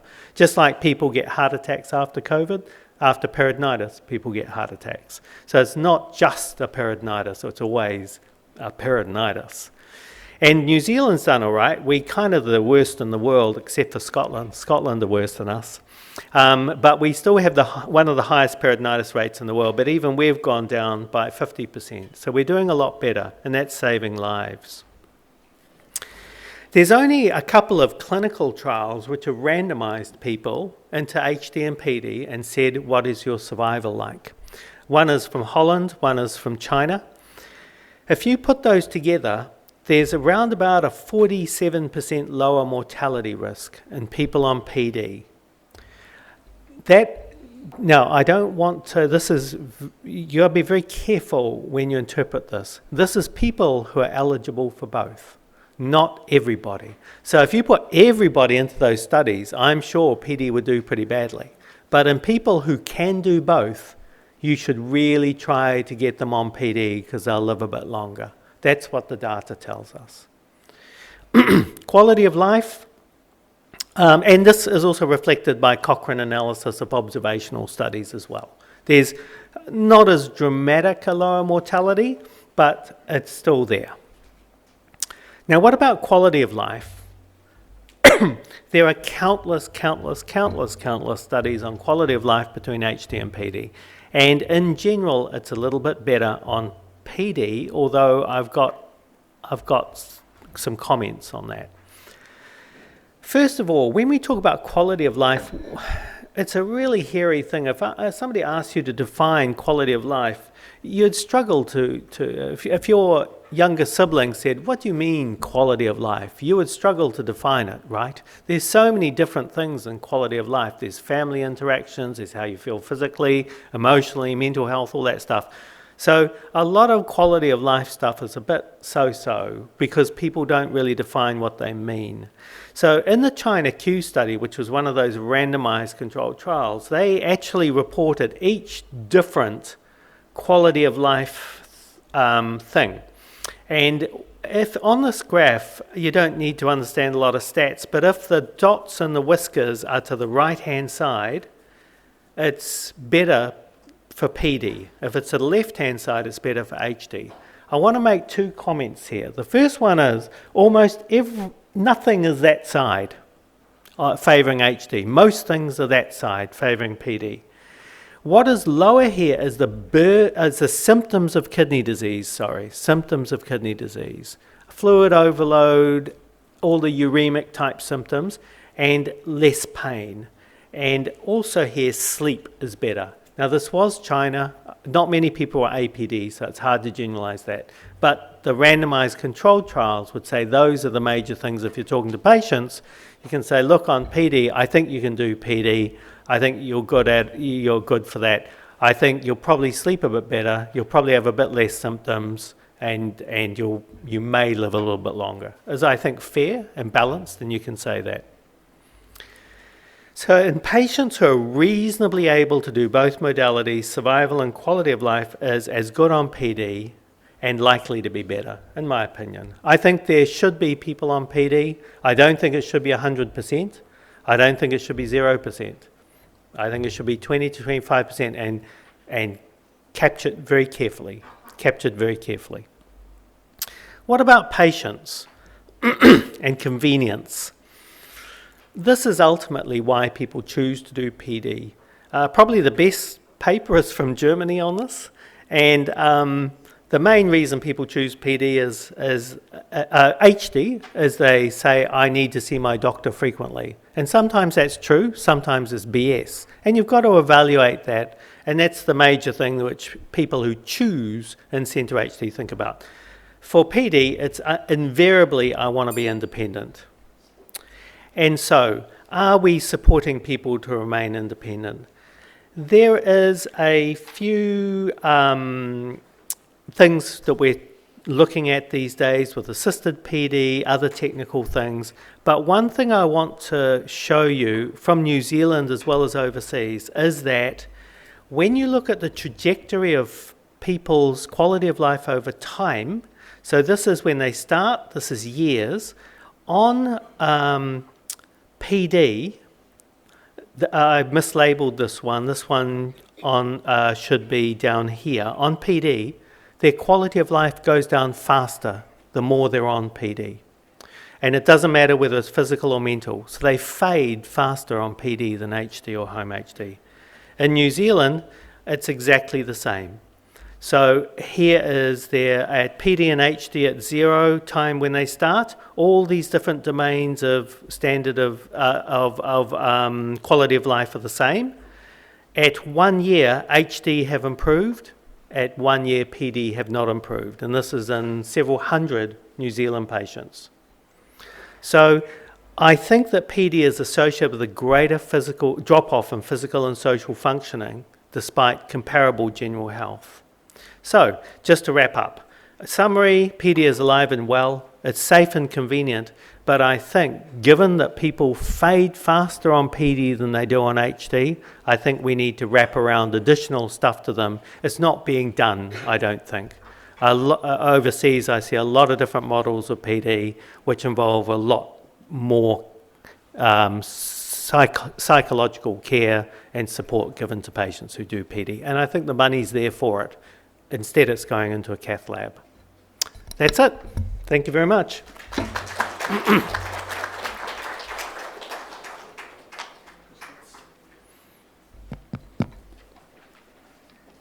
questions? Can I ask you guys questions? Who's looking after PD patients at the moment? Anybody? 1, 2. Okay, right. Who wants to? Some, yeah. It's kind of cool. It's not based in the office, it's based in a car. Make sure they give you a nice car. And, it's good fun. And I think there's a lot of things like assisted PD, all that sort of stuff. It's starting to kick off around the country. There's now at least a couple of assisted APD programs, and it's a lot of fun doing something new as opposed to just sticking with the same old. Right. Okay, good? Okay, see you next year.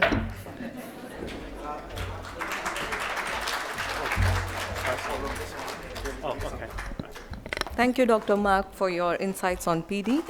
Now I welcome Aparna to give a token of our appreciation to Dr. Mark. Oh, thank you very much. Thank you. Oh, that's what I need with my stomach. Yeah.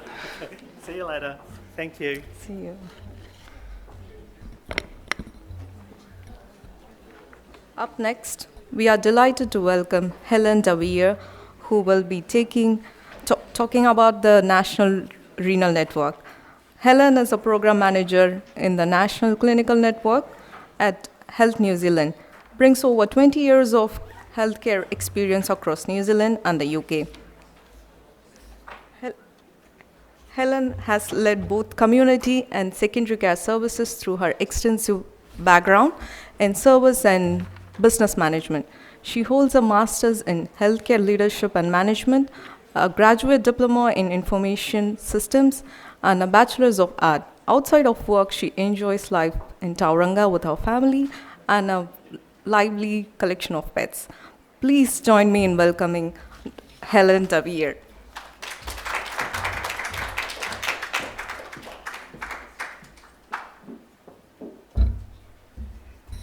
Kia ora. Thank you for having me. So I've been asked to come and give a little bit of information about the National Clinical Network program that we've been running. I think you had our co-lead, Drew Henderson, who came and spoke to you last year, I believe. So hopefully you've had a little bit of background onto what the clinical networks are, but I'll talk you through what they are anyway. So the clinical networks were set out in Paiora, which was to ensure that we are delivering clinical voice at the heart of all of the decision making that we're making in the country around New Zealand.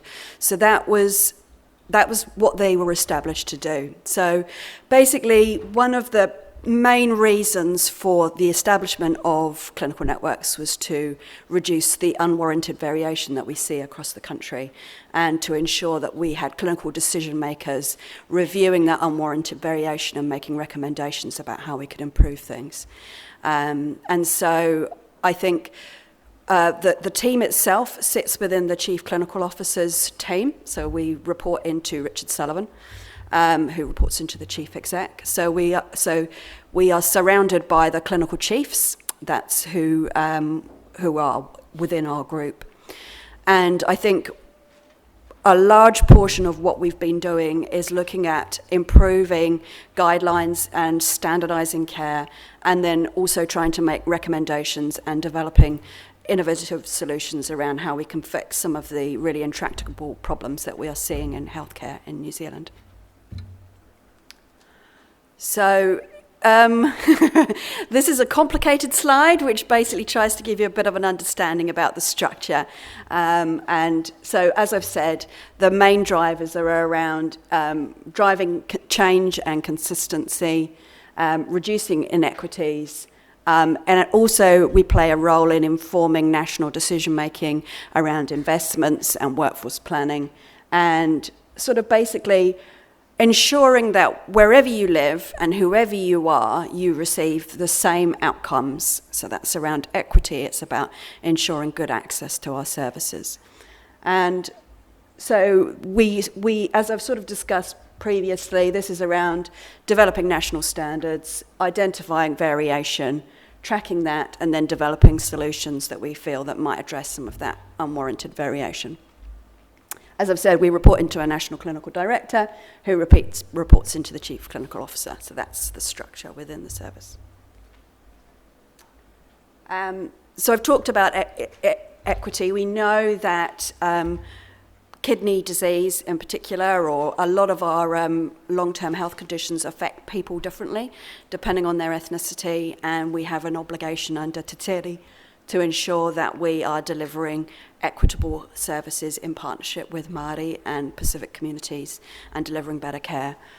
So this is all around ensuring that we are partnering in appropriate ways, that we develop cultural competencies, that we ensure that resources are allocated to where they will best address those inequitable outcomes that we see, and really ensuring that we've got really good policy development and implementation.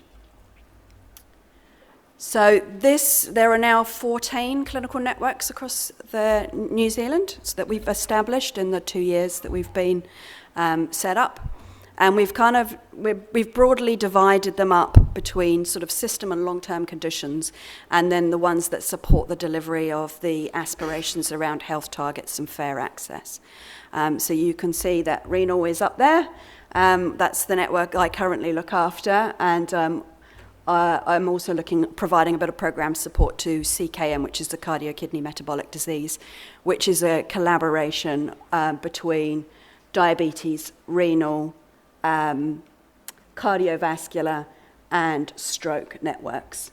So all the co-leads for those networks have come together and said, hey, actually, we're seeing a lot of the same patients. They have the same comorbidities. Let's work in a collective way across those conditions to ensure that we've got the best management that we can for our patients. So that's where we sit at the moment. We've also got some around cancer, eye health, radiology, and we've just set up some expert advisory groups. They're mostly looking at harmonisation of access targets at the moment. So we've got some in gynae, orthopaedics, and ORL. There will be more coming. There's discussions around a respiratory network, endoscopy, lots of things going on. So yes. So at the moment, that's what we're working on. So the green ones, if you're wondering what the colour coordination is, the green ones are ones that are alive and kicking and have been in place for a little while. The yellow one is pathology, which has just had its first face-to-face meeting, which is also another one of my networks that I'm looking after at the moment. So I thought I'd just give you a little bit of background to the National Clinical Network for Renal. So we've got 11 strategic group members. I've got some graphs there. You're probably a bit tiny and you probably can't see them, but basically just showing that we've got representation from allied health, nephrology, GPs, nursing, and we've got predominantly, we've got 5 members from the northern region, and then we've got a couple from each of the other regions. So we've tried to get a good spread across the country of both representing the MDT, but also ensuring that we've got coverage from across the country in terms of getting the voice of the country heard. So we've got 5 current working groups that we're looking at the moment. So there's one there around the models of care for CKD, so chronic kidney disease, one around the models of care for dialysis. We also have a group looking at data quality and performance. There's also a fairly newly established supportive care group looking at how we can improve care for patients who dialysis might not necessarily be the best intervention for them. And then we also have a very strong consumer and final voice group that informs the decisions that we make. I think we have a member of the consumer and final voice group today. Yep, so you'll meet and you'll hear a bit more. I won't steal his thunder. He can talk about what they have been discussing and what role they play in our network. So we've got kind of 5 key sort of priorities. Although I've got 6 bullet points there, so never mind. I can't add. So the one at the top there is around the development of a CKD dashboard and the development of some KPIs that we can use to track how we're doing and how the country is doing. So the CKD dashboard is taking information from our Health New Zealand systems, but I was also pulling in information from the labs and also from pharmacy, so we can see prescribing information. So it's all community-based data. So we've currently onboarded data from the Northern Region and Te Waipunamu, Central Region and Te Manawataki are proving a little more challenging in terms of the architecture of getting those of that information in there. But ultimately what that dashboard will allow us to do is to identify where we have pockets where we suspect that somebody might have CKD because of some tests that they've had, but may not be on a treatment, might not be on the appropriate medication treatment pathway, or they might have incomplete testing and not have had the follow-up diagnostics to confirm that CKD diagnosis. And so there's a bit of work going on in that space to ensure that we can target care as best we can to people that need it, and also to help us try and predict numbers coming through that are likely to hit secondary care services at some stage. So it sort of has a twofold kind of purpose. So that's exciting work that's being led out by Data and Digital, and we're providing some clinical input into that work. We're also developing a national CKD pathway that's currently out for consultation with the unit heads at the moment. And that is really the aspiration behind that, is to try and provide some consistency, to have one sort of, as much as we can, one model that works for CKD across the country. There obviously will always be local variation where that's appropriate, but just trying to get some standardisation in. So that's work that's currently underway. And the dialysis capacity modelling work that we are doing, so we're doing that in partnership with the infrastructure and investment team within Te Whatu Ora, and also with the clinical services planning team as well. And that work really is to try and, again, provide some standardisation around predicting dialysis numbers, so that we can see what our current number of chairs are and how that compares with what we are predicting we're going to need, and predicting that forward. And that will just help in terms of informing planning for where we need to put additional capacity, and also informing our infrastructure investment plan in terms of where do we need to build next, where are the pain points likely to be, so we can try and get ahead of the curve a little bit, rather than always just running to catch up in terms of developing additional capacity. And then also supporting the dialysis capacity work is some work that we're doing around the model of care for dialysis, which Sheju has obviously been involved in providing some support for. So we're doing a bit of work around trying to understand the needs of the patients, and then framing up in terms of the needs for their clinical requirements and what MDT support is needed to deliver the best care. So that's work that's ongoing at the moment. As supportive care, as I've said, is a fairly new group. They've met a couple of times now. At the moment, they're undertaking a bit of a stock take of the country in terms of what resource there is to support supportive care in patients, and that will then move into probably developing some guidelines or recommendations about what minimum standards of care should look like, and how we can support people to get access to supportive care regardless of where they live, because we know there's some pockets of excellence, and in some areas it's very difficult to get support with that. And we've got representation from palliative care on that group, so it's about working with our palliative care colleagues in that space. And then the other thing is looking at a bit of an integrated hub model. So our co-leads, Drew and Leanne, are meeting with the Minister on the 5th of November, and one of the areas for discussion has been around how can we provide some support that straddles that space between primary and secondary care to try and manage early CKD better, make sure people are on appropriate medications, and that will develop more into using the dashboard information to inform practice and working with new models of new ways of working and new models of care. So that is all I'm going to say to you on that. So I'm very happy to take any questions if anyone has any.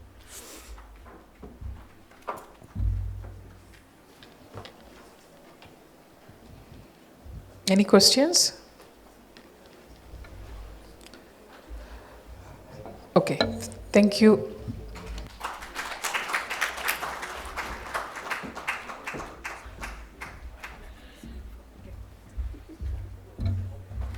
Thank you, Helen, for the wonderful session.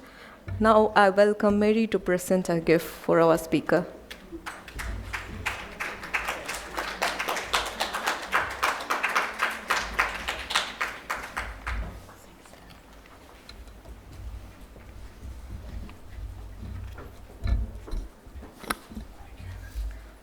Up next, we welcome our next speaker, Sonia George. Sonia is a clinical renal physiologist currently working at Totora Dialysis Unit in Mangere, part of County Manukau. She completed her bachelor's degree in renal dialysis technology. Her career has taken her across the globe, from India to South Africa, where she worked for many years before moving to New Zealand. Passionate about sustainability, Sonia is a strong advocate for reducing healthcare carbon footprint through environmentally conscious dialysis practice. Please join me in welcoming Sonia as she shares her insight on green dialysis and the Totora model.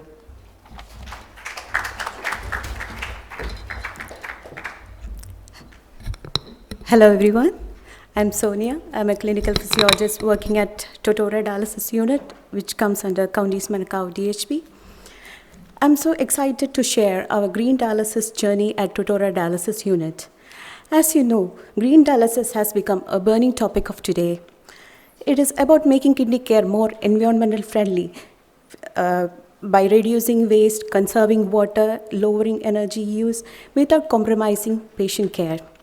This presentation originally belongs to my charge nurse manager, Mr. Babu Ramalingam, and I'm presenting this one with his permission. So moving to the next slide. In this presentation, I'll be explaining the Totora experience of using RO reject water for toilet flushing and use of central acid delivery system for dialysate production, and how all these measures contribute towards green dialysis. I would like to give a brief introduction of our unit. We have a total of 30 dialysis stations. We run 3 shifts a day. We operate 6 days in a week from Monday to Saturday, and Sunday is closed. On average, we perform around 20,000 dialysis sections every year. In terms of layout, our dialysis unit is located on the first floor, and the RO reverse osmosis system is located on the ground floor. So what is a carbon footprint? A carbon footprint is the total amount of greenhouse gases, mainly carbon dioxide and methane, that are released into the atmosphere as a result of human activities. These gases trap heat in the Earth's atmosphere and contribute to global warming and climate change. So this carbon footprint is measured in kilograms or carbon dioxide, tons of carbon dioxide equivalent. Hemodialysis is one of the most resource-consuming medical intervention. It consumes vast amount of energy and water, and it generates a considerable amount of non-biodegradable plastic waste. It is estimated that 7.1 to 10.2 tons of carbon dioxide equivalent emissions are generated per patient every year. So, going to the details of green dialysis, Professor John Agar, an Australian nephrologist, is the first person to introduce the concept of green dialysis 2 decades ago. He did his practical real-world innovation within his own unit in Geelong, Australia, and it was the first one globally to implement major changes. His key innovations were reuse of RO reject water and use of solar energy to run the unit. His philosophy is often summarized by the 3R approach, that is, reduce, reuse, and recycle. In Totora, we reuse RO reject water for toilet flushing and use automated central acid delivery system, EcoMix by Bebron, for dialysis fluid production. During the water treatment process for dialysis, a large amount of water is rejected by the RO system. With modern technology, we are able to get a better recovery rate, but we are able to get more water purified and only less amount is wasted. But still, the amount of reject water is significant. This water is good enough for non-clinical uses. So at Totora Dialysis Unit, we store reject water in a tank shown in this picture, and we use it for toilet flushing. By doing this, we save thousands of liters of water every month and make our dialysis unit more environmental friendly. Now, let's talk about the dialysis fluid. If you minimize wastage of acid concentrate, it will save money and carbon emissions through reduced production and transportation requirements. You all know that acid concentrate is needed to produce dialysate, which is used for online priming of dialysis machines. And it is also used during treatment, and it is also used for the flushing of blood lines after dialysis.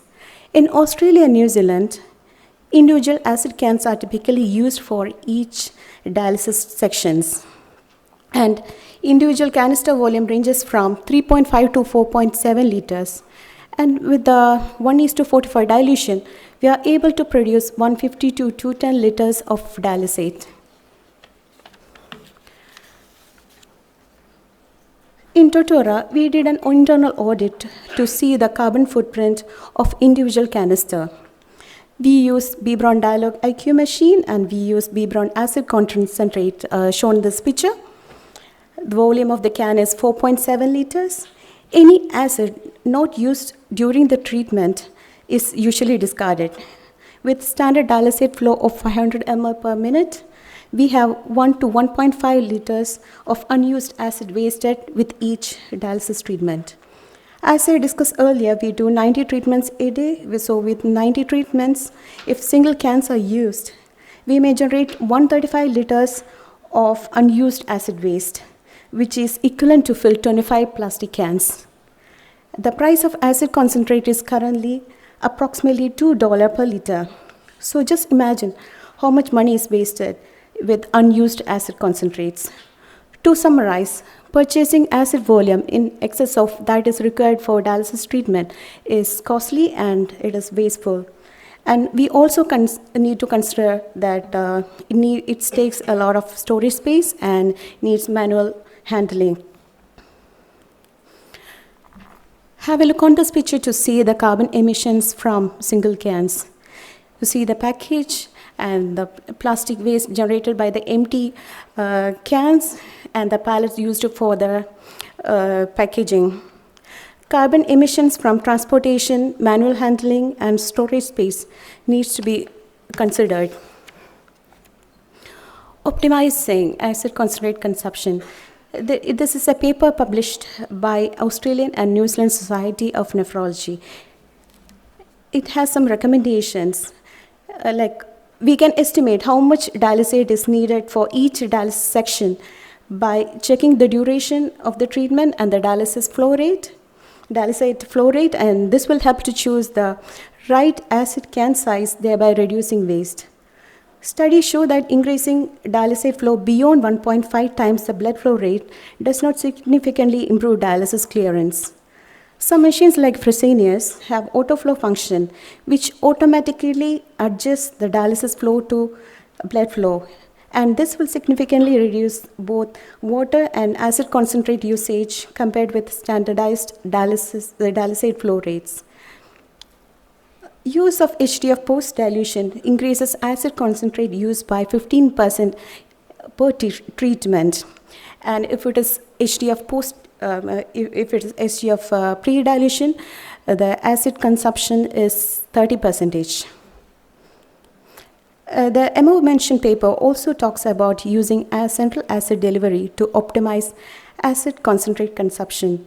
Central acid delivery system involves a central holding tank that delivers acid concentrate through the distribution loop to the outlets of individual dialysis machines.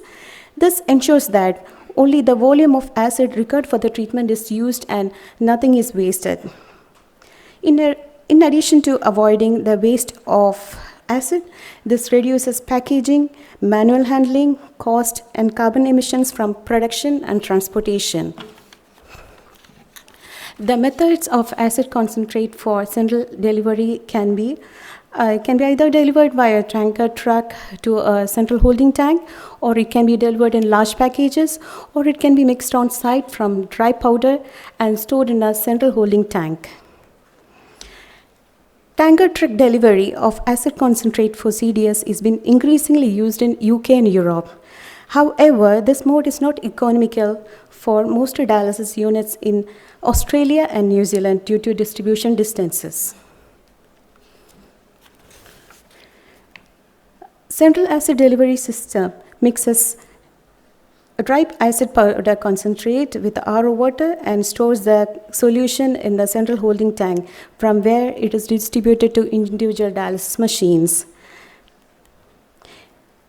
In Totora, we use automated CDS system, which is known as EcoMix Revolution. Most of the patients with a standard dialysis potassium concentration use EcoMix. We use individual 4.7 cans if patient needs high or low potassium dialysate. The first picture shows the EcoCart and the microprocessor, and there is a mixing tank behind the microprocessor. The second picture shows EcoTank, where the final concentrate is stored. So let's go to the details of mechanism of action. Please have a look on this picture. The EcoCart is placed in front of the Ecomix unit and it is connected to the system using couplings. The barcode is scanned, so the system can identify the exact formulation. Then the system fills the mixing tank with the required quantity of RO water according to the scanned formulation. Then this powder in the cartridge is dissolved into the water. The system may perform multiple mixing cycles to ensure complete mixing. After mixing, the system uses density sensor to measure the density of the produced concentrate. If the density is correct, this batch can be released, or else additional mixing may be required, or additional mixing or lab testing may be required. The final solution is transferred to the eco tank, and from there it goes to individual dialysis machines through distribution loop. Ecomix is rinsed automatically with purified water, and after each use, it will clean automatically to ensure consistent dialysis quality. In Totora, each EcoCard produces 750 liters of acid concentrate, which is sufficient for 4 days of dialysis treatment in our unit. Now let's compare the cost difference of using individual cans and Ecomix. Half of our patients use Ecomix and the other half used cans. Acid concentrate requirements for treatment with the Ecomix was 51,000 liters per year, whereas with the individual can, it was 66 liters per year. So with Ecomix, we had $30,000 savings. Cost with recycling empty can also needs to be considered. Recycling of empty plastic can cost around $200 per week. In a year, it will be $2,600. So let's go to the advantages of central acid delivery with automated mixing systems like Ecomix. So less waste to be disposed, and it will reduce the staff manual handling. It saves time setting up and clearing away after dialysis, and there will be subsequent savings from the facts mentioned above, and there will be reduction in the carbon footprint.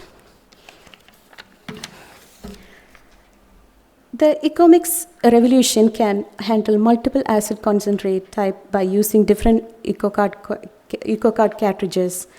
When a new EcoCard is connected, the system automatically reads the barcode, recognizes the formula type and the target concentration.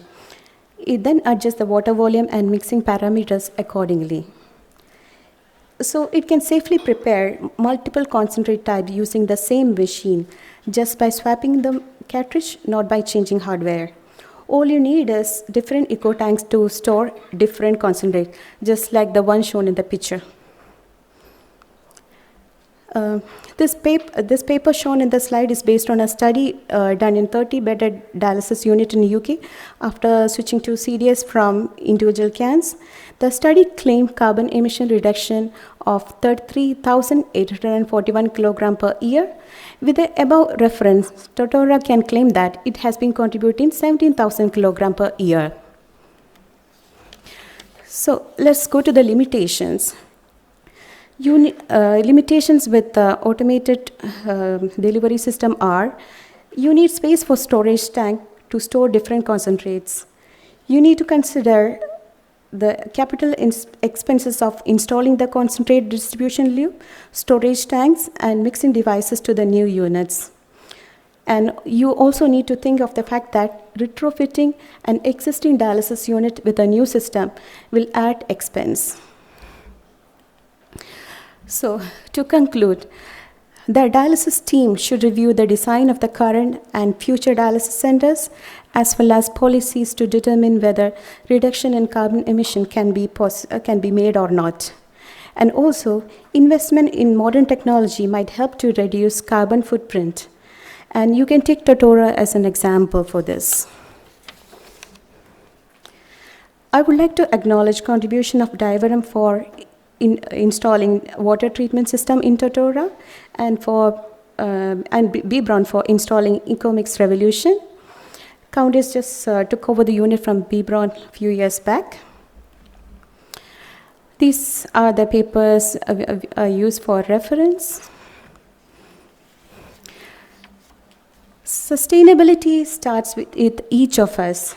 Let's continue to innovate, collaborate, and inspire. Let's act today for a greener, healthier tomorrow. For our patients, for our community, and for our planet. Thank you.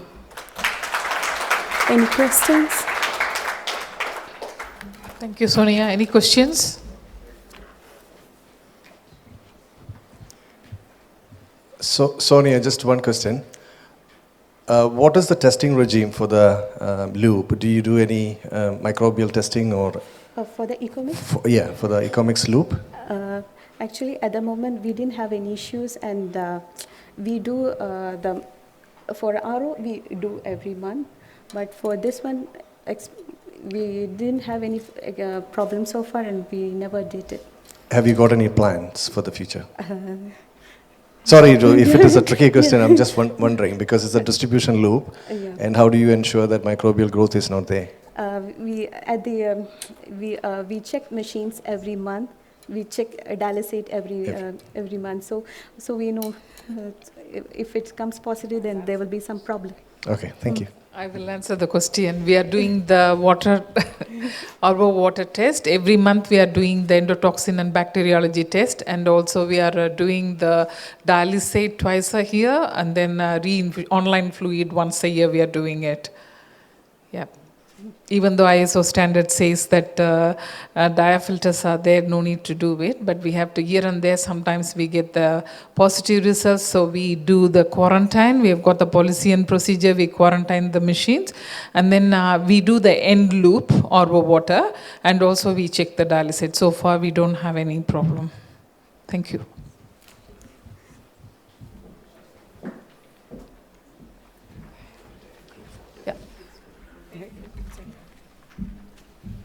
Thank you, Sonia, for your insights on green dialysis. I now kindly welcome Vinesh to present a gift for our speaker.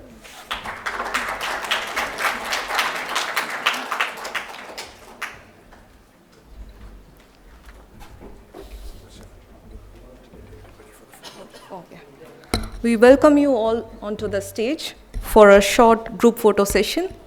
Please join us onto the stage.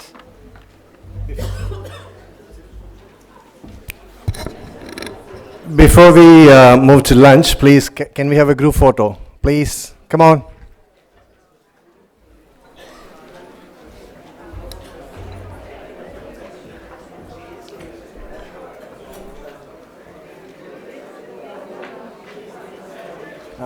Aparna.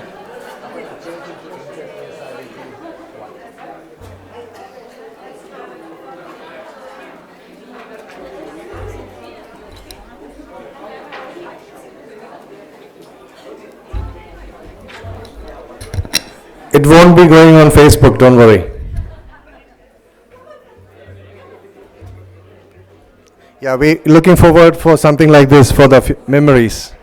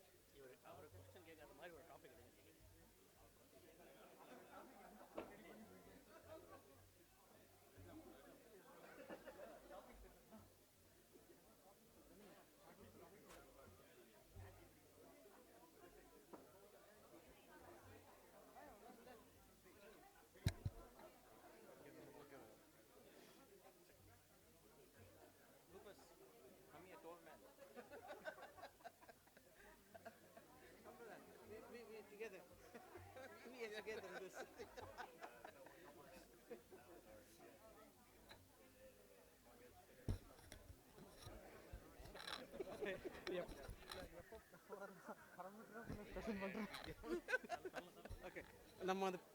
Yeah. I'm giving my presentation.